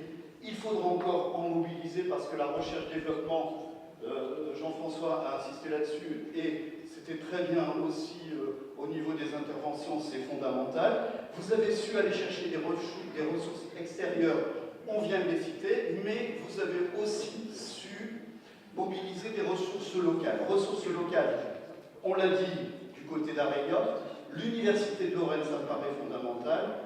La ville, Madame Letou était avec nous, elle devait nous quitter, mais la ville vient de pondre une étude. On a commencé avec Michel à la regarder. 75 restaurateurs du centre-ville ont été auditionnés. Alors, on ne va pas rentrer dans les détails techniques, mais ça nous donne aussi des possibilités pour voir ce qu'on peut faire du côté des biodéchets chez les restaurateurs. Ils ne sont pas auditones pour l'instant, donc il y a plutôt un travail pédagogique à mener. On y reviendra. Et puis quatrièmement, et moi j'étais très content que Quentin vous preniez la parole, parce qu'effectivement, en faisant un petit peu l'environnement, ma première remarque de consultant, c'était de dire biodéchets, très bien, pain, attention, il y a du positif, du négatif, on ne va pas rentrer dans le détail. Yavalo, alors effectivement, Michel est en ESUS, eux sont réciprocité est en ACI, vous êtes à la Fédération des entreprises d'insertion, mais tout ça c'est la grande famille de l'insertion par activité économique et la grande famille de l'économie sociale et solidaire qui peine à travailler ensemble, hein, on va aussi se le dire, mais moi ils sont juste à côté, et ma première remarque c'était de dire, biodéchets, il faut y aller, mais attention, puisqu'il y a un opérateur qui, soit dit en passant, vient ici récupérer les huiles usagées, il ne faut pas y aller sur les huiles usagées, il faut faire du partenariat. Donc j'espère qu'avec votre présence aujourd'hui, il faut trouver des solutions. Tout ça pour vous dire que voilà, les choses sont en route, il y a encore du travail, il faut continuer à mobiliser les ressources. Des négociations sérieuses sont en route sur un appel à manifestation d'intérêt, initiative territoriale. Ça pourrait être l'occasion, effectivement, de conforter l'action qui est menée. Voilà tous les encouragements que je voulais citer cet après-midi. J'ajouterai le partenariat qu'on a à la 44 Montaigne, qui fait partie de notre conseil d'administration, avec lequel il y a aussi des complémentarités à jouer sur ce créneau-là. Madame la vice-présidente, est-ce que vous voulez nous parler aussi des enjeux pour le département? Alors, effectivement, comme vous le disiez, l'argent du département est bien important, puisque vous nous avez même piqué millicombien, donc c'est pour dire qu'on est vraiment très fortement à vos côtés. Vous le disiez tout à l'heure, déjà, in fine, le but de tout ça, c'est bien la transition écologique. On sent vraiment aujourd'hui, entre la marche pour le climat qui a réuni 4500 participants il y a quelques semaines à Nancy, ces envies d'une alimentation plus durable, plus saine pour tout un chacun. Enfin, voilà, il y a vraiment une prise de conscience collective entre les collectivités et que ce soit les citoyens de la société actuelle qui montrent qu'on est vraiment à l'aube d'une nouvelle ère. C'est vraiment exaltant et enthousiasmant parce que ça réinterroge nos manières de faire. On se dit que voilà, il y a de nombreuses choses à construire mieux qu'avant, pour qu'elles soient plus durables, pour éviter aussi de refaire quelques bêtises qu'on a fait auparavant. En même temps, potentiellement angoissant parce qu'on ne sait pas forcément si on va y arriver. Et puis, il y a un enjeu qui est quand même pas minime, c'est celui de notre survie. En tous les cas, voilà, on se dit aujourd'hui, ce qui est important, c'est de travailler différemment. La baisse aussi des deniers publics a un certain nombre d'inconvénients, mais il a quand même un avantage, c'est aussi réinterroger nos manières de faire. Avant, quand on avait de l'argent pour faire tout seul dans notre coin, on ne se préoccupait pas trop des autres, parce qu'on pouvait arriver à faire quelques gaspillages au niveau financier. Aujourd'hui, vu qu'on est tous un petit peu restreints, on se tourne les uns vers les autres, on essaye de faire des mutualisations, on se dit tiens, comment on peut inventer les choses différemment pour travailler, et c'est vraiment ce qui se produit aujourd'hui, en mettant toujours aussi, ça me semble important de dire, voilà, il y a la transition écologique, il y a l'enjeu environnemental, mais il y a aussi, et c'est forcément lié, l'enjeu social. Comment on fait pour que l'humain reste au milieu de tout ça. En tout cas, voilà, là, dans votre projet, vous mettez bien tout à ce niveau-là, je trouve qu'on est vraiment au bon niveau.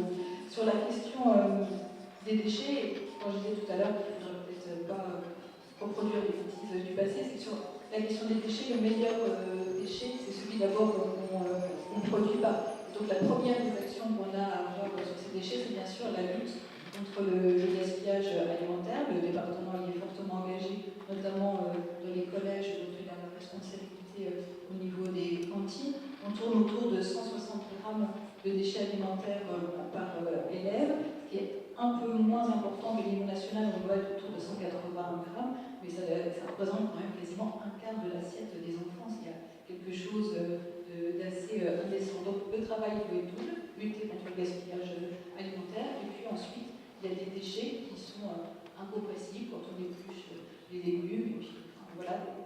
Et donc là, il faut aller vers les biodéchets, donc comme vous le rappelez, on est assez en attente des résultats de l'étude, et puis en tout cas, on souhaite vraiment travailler en partenariat avec vous et expérimenter cette filière sur peut-être un ou deux collèges, en tout cas pour commencer. Donc voilà, en tout cas, on bravo à vous tous. Merci.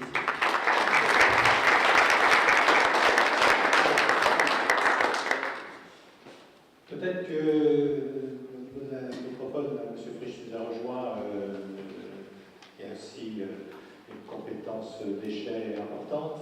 Est-ce que vous pouvez nous dire quelques mots sur les enjeux au niveau de la métropole?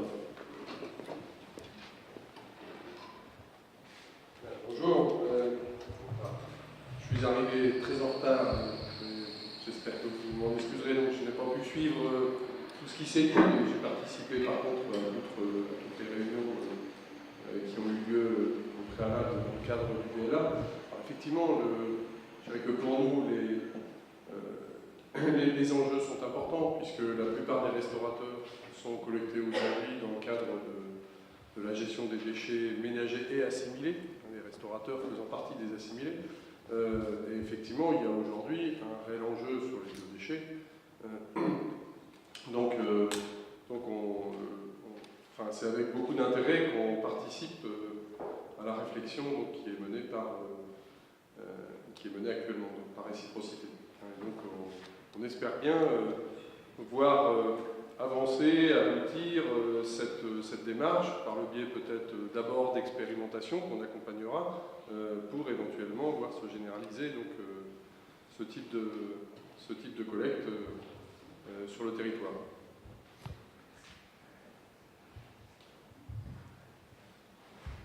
Merci.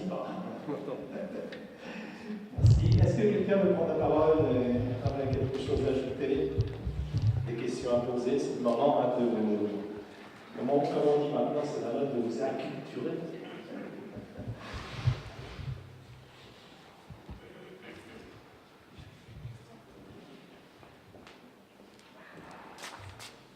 Bien, moi je suis pas longtemps que présidente de la banque alimentaire de Meurthe-et-Moselle.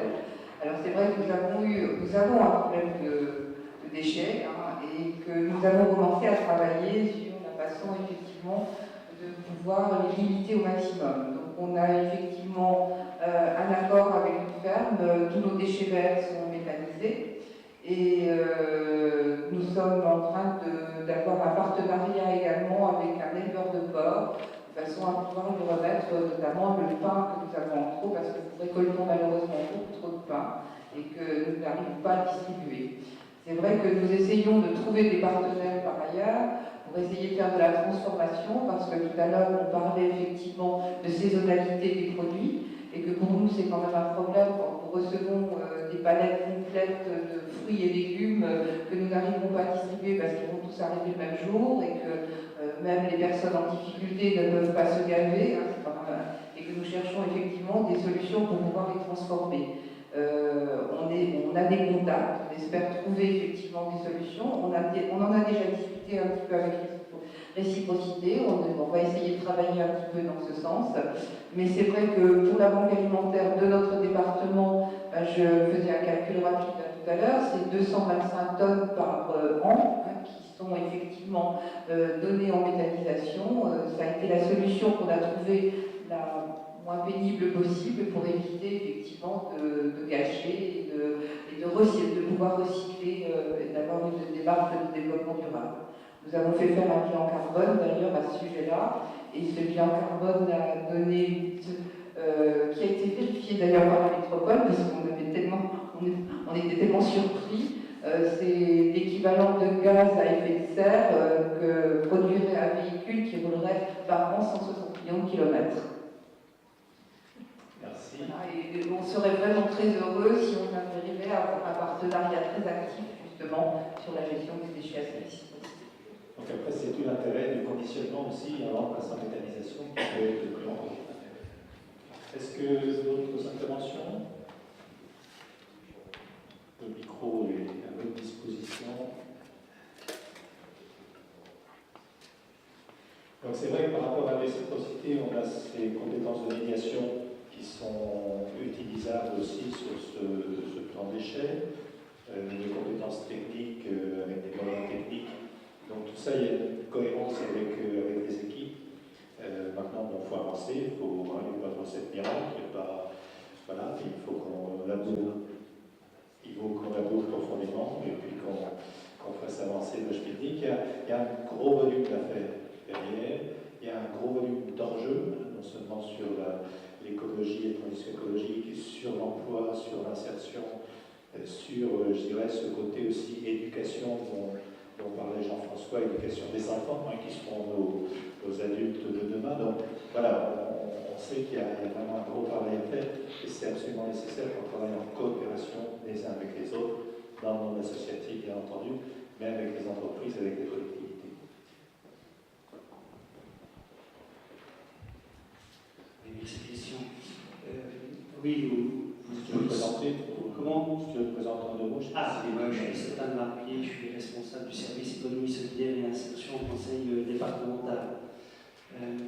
Oui, vous le savez, on s'engage financièrement auprès de Réciprocité, mais vous venez de l'entendre par la voix de notre vice-présidente, je vais en dire pas seulement, puisque dans le cadre de ce nouveau projet, il faut quelque part amorcer la pompe. Donc, le vice-président vient de vous annoncer qu'il y aurait 2 collèges qui seraient partie prenante dans cette démarche-là. Par rapport à tout ce qui a été dit, moi je suis très sensible. On est là, on a présenté l'activité biodéchets. Il faut effectivement, et certains d'entre vous l'ont dit, remettre l'humain aussi au cœur de cette activité-là. Et nous finançons pour l'instant des questions qui sont liées effectivement à l'insertion, à l'emploi et à la formation. Vous engagez aussi sur la base d'un support d'activité nouveau à maintenir votre engagement sur ces questions-là. Je suis tout à fait satisfait moi, de cet engagement. Voilà ce que je voulais dire par rapport au conseil départemental. Merci Stéphane. J'ai bien noté aussi, effectivement, c'est aussi la raison pour laquelle on a embauché très vite en fait une personne qui va pouvoir suivre l'étude et capitaliser et pouvoir développer d'ores et déjà, je veux dire, aller voir ce qui va se passer dans les collèges, déjà sensibiliser, etc. Donc, il y a vraiment un travail de fond, on a un petit peu anticipé, on prend le risque, ceci étant. Voilà, je pense qu'il y a vraiment un travail de fond à faire. Oui. J'ai juste oublié une chose aussi. Il y a quelqu'un d'entre vous qui a évoqué la question des marchés publics.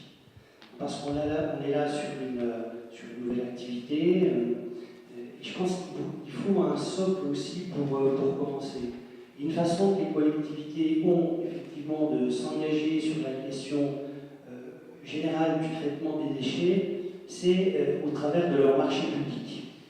Vous avez parlé tout à l'heure de la clause, ça fait longtemps qu'au niveau du conseil départemental, on inscrit des clauses d'insertion dans l'ensemble de nos marchés publics, qu'ils soient des marchés de travaux ou des marchés de services. Aussi, il y a la question environnementale qui est traitée, des traités notamment au travers du plan Collège Nouvelle Génération, aussi les traités sur d'autres marchés. Par exemple, le marché de restauration du centre administratif départemental, il y a une clause qui est liée au traitement des déchets. Alors, l'entreprise attributaire de ce marché a tellement bien travaillé en amont, on avait prévu un composteur, je ne sais pas si on appelle ça comme ça, ou un compost, pour traiter un certain nombre de déchets. Ils ont tellement bien travaillé en amont qu'il n'y avait quasiment plus rien à mettre dans le compost. Donc c'est un exemple pour vous dire que, effectivement, dans le cadre des marchés publics, ça peut être un formidable effet levier à ce type d'activité. Ça permet aussi de faire le lien, me semble-t-il, parfois avec les entreprises dites classiques qui sont sur le marché. Je sais que tu attaches beaucoup d'importance à cette question-là, juste titre. Merci Stéphane. Effectivement, le côté humain est important dans ce que tu dis, il est important aussi parce que ce sont des changements de comportement, il ne faut pas se leurrer, on n'est pas simplement sur la technique du tri, etc. À la base, c'est quand même des changements de comportement, et les changements de comportement, c'est l'humain, il faut qu'on travaille sur l'humain, avec ce paradoxe que mieux on travaillera et moins on aura de déchets. Donc quelque part, il faut investir, mais sachant que le dimensionnement de l'investissement doit tenir compte aussi de ce travail de diminution des déchets, bien entendu. Quelqu'un veut prendre la parole? Juste pour confirmer ce que dit monsieur, la métropole de Nancy aussi, on inclut systématiquement des clauses d'insertion dans nos marchés, dans tous nos marchés publics. La Maison de l'Emploi reçoit systématiquement, donc pour relecture et je dirais pour pouvoir y proposer des clauses, donc tous les marchés qui sont publiés. Il faut juste faire attention aussi, parce qu'on a pu avoir une fois une discussion avec une personne de la Maison de l'Emploi qui voulait absolument mettre des clauses d'insertion d'office sur tous les marchés. Il faut quand même aussi que ces clauses d'insertion ne viennent pas mettre au chômage des gens qui étaient sur les postes. C'est-à-dire qu'on a l'obligation, déjà dans tous les... Là, si je parle des marchés des déchets, on a l'obligation, donc il y a une obligation de reprise du personnel déjà. Et il semblerait quand même un peu paradoxal de mettre au chômage des gens qui ont un emploi pour les remplacer par de l'insertion. Donc on est par contre, nous, on incite très fortement donc, tous les prestataires avec lesquels on travaille à réfléchir, à mettre en place de l'insertion dès qu'il y a une nouvelle activité qui se développe. C'est vraiment dans cette optique-là qu'on travaille. Et les biodéchets, par exemple, qui sont une activité aujourd'hui qui n'existe pas en termes de collecte, c'est vraiment quelque chose sur lequel on va pouvoir inciter à mettre en place de l'insertion.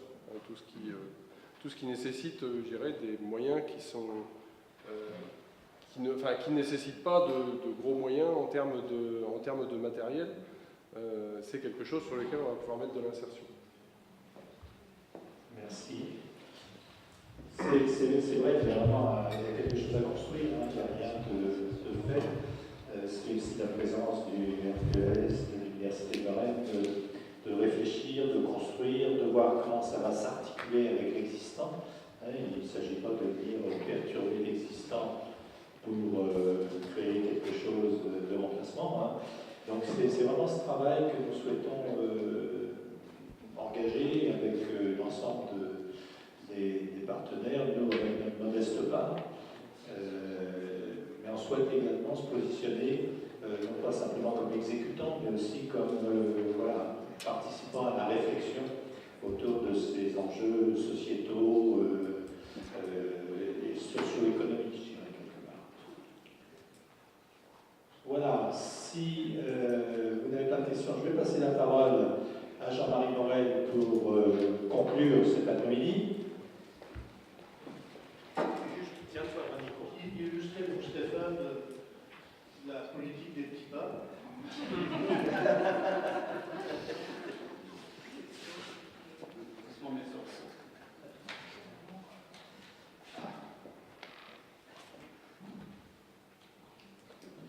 puis dire que globalement, après cet après-midi, je n'aurai pas l'audace de conclure, parce que ça ne peut pas être une conclusion, c'est un début.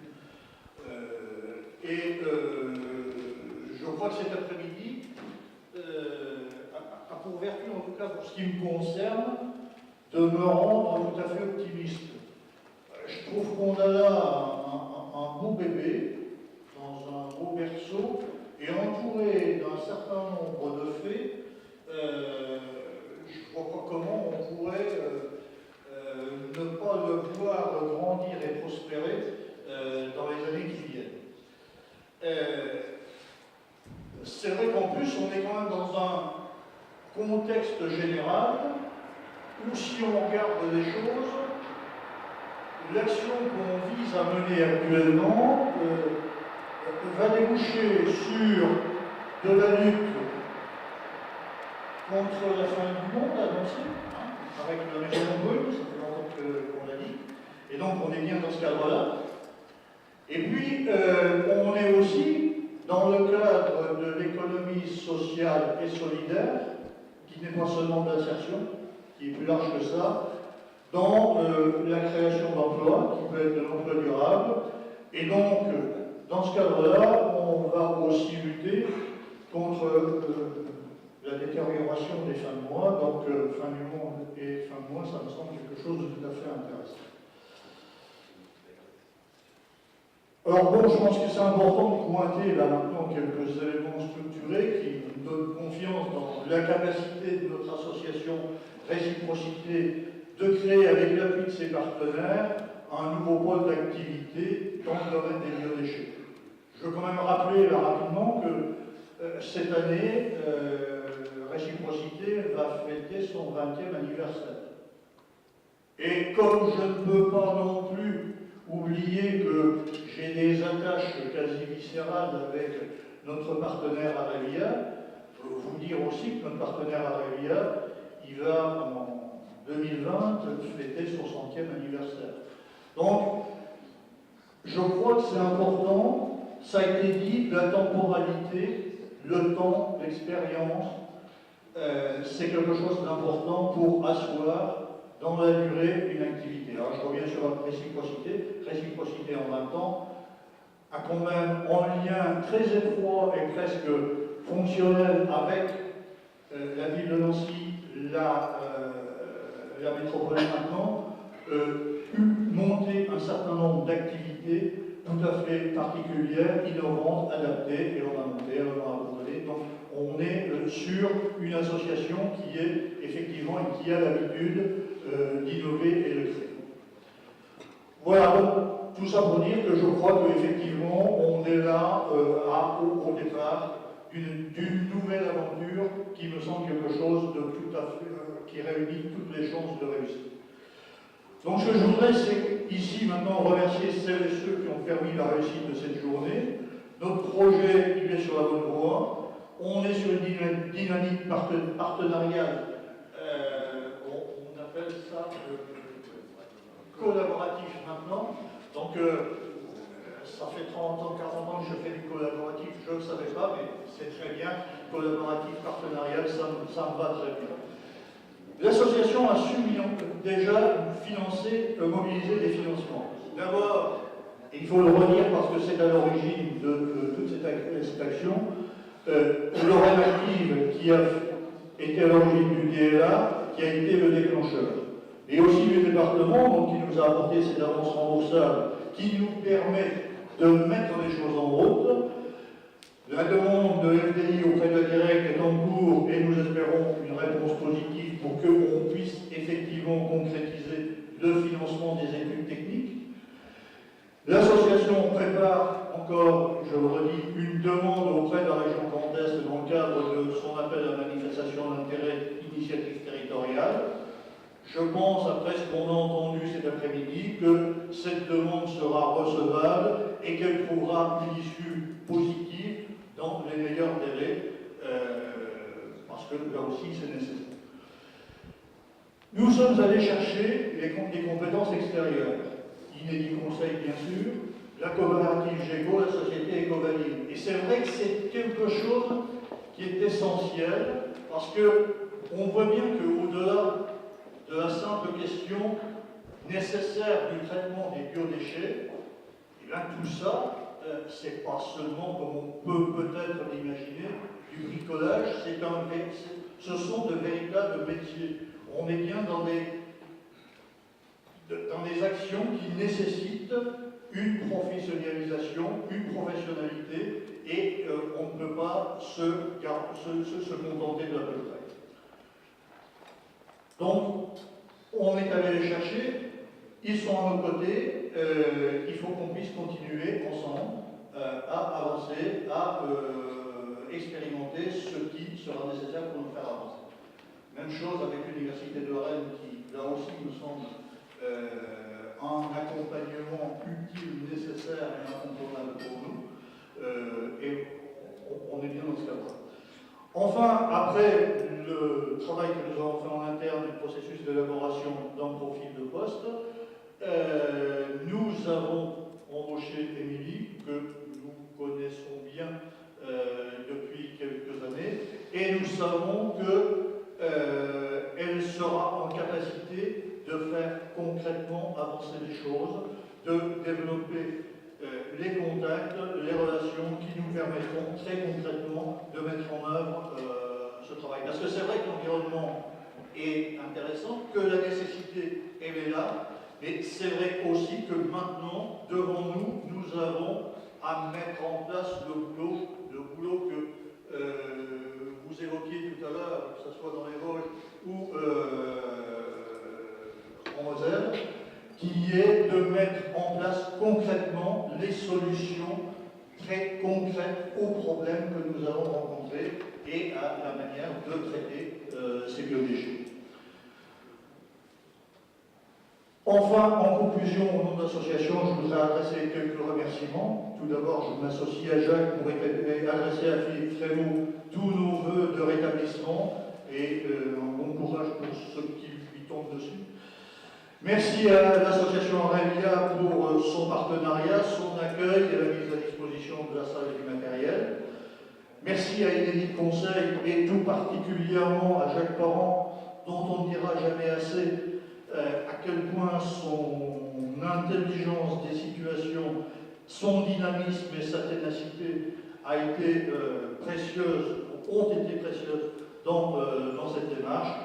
Merci aussi à Christian, à Najat, à toute l'équipe, aux intervenants et aux partenaires que nous avons mis en évidence sur ce panneau. Voilà. Et merci enfin, Madame la vice-présidente du Conseil départemental, d'avoir été avec nous cet après-midi. Maintenant, tout ceci ayant une fin, je vous propose de vous diriger vers le fond de la salle et au passage de prendre reconnaissance des produits de la société Ecovaline, et puis de boire un coup à votre santé.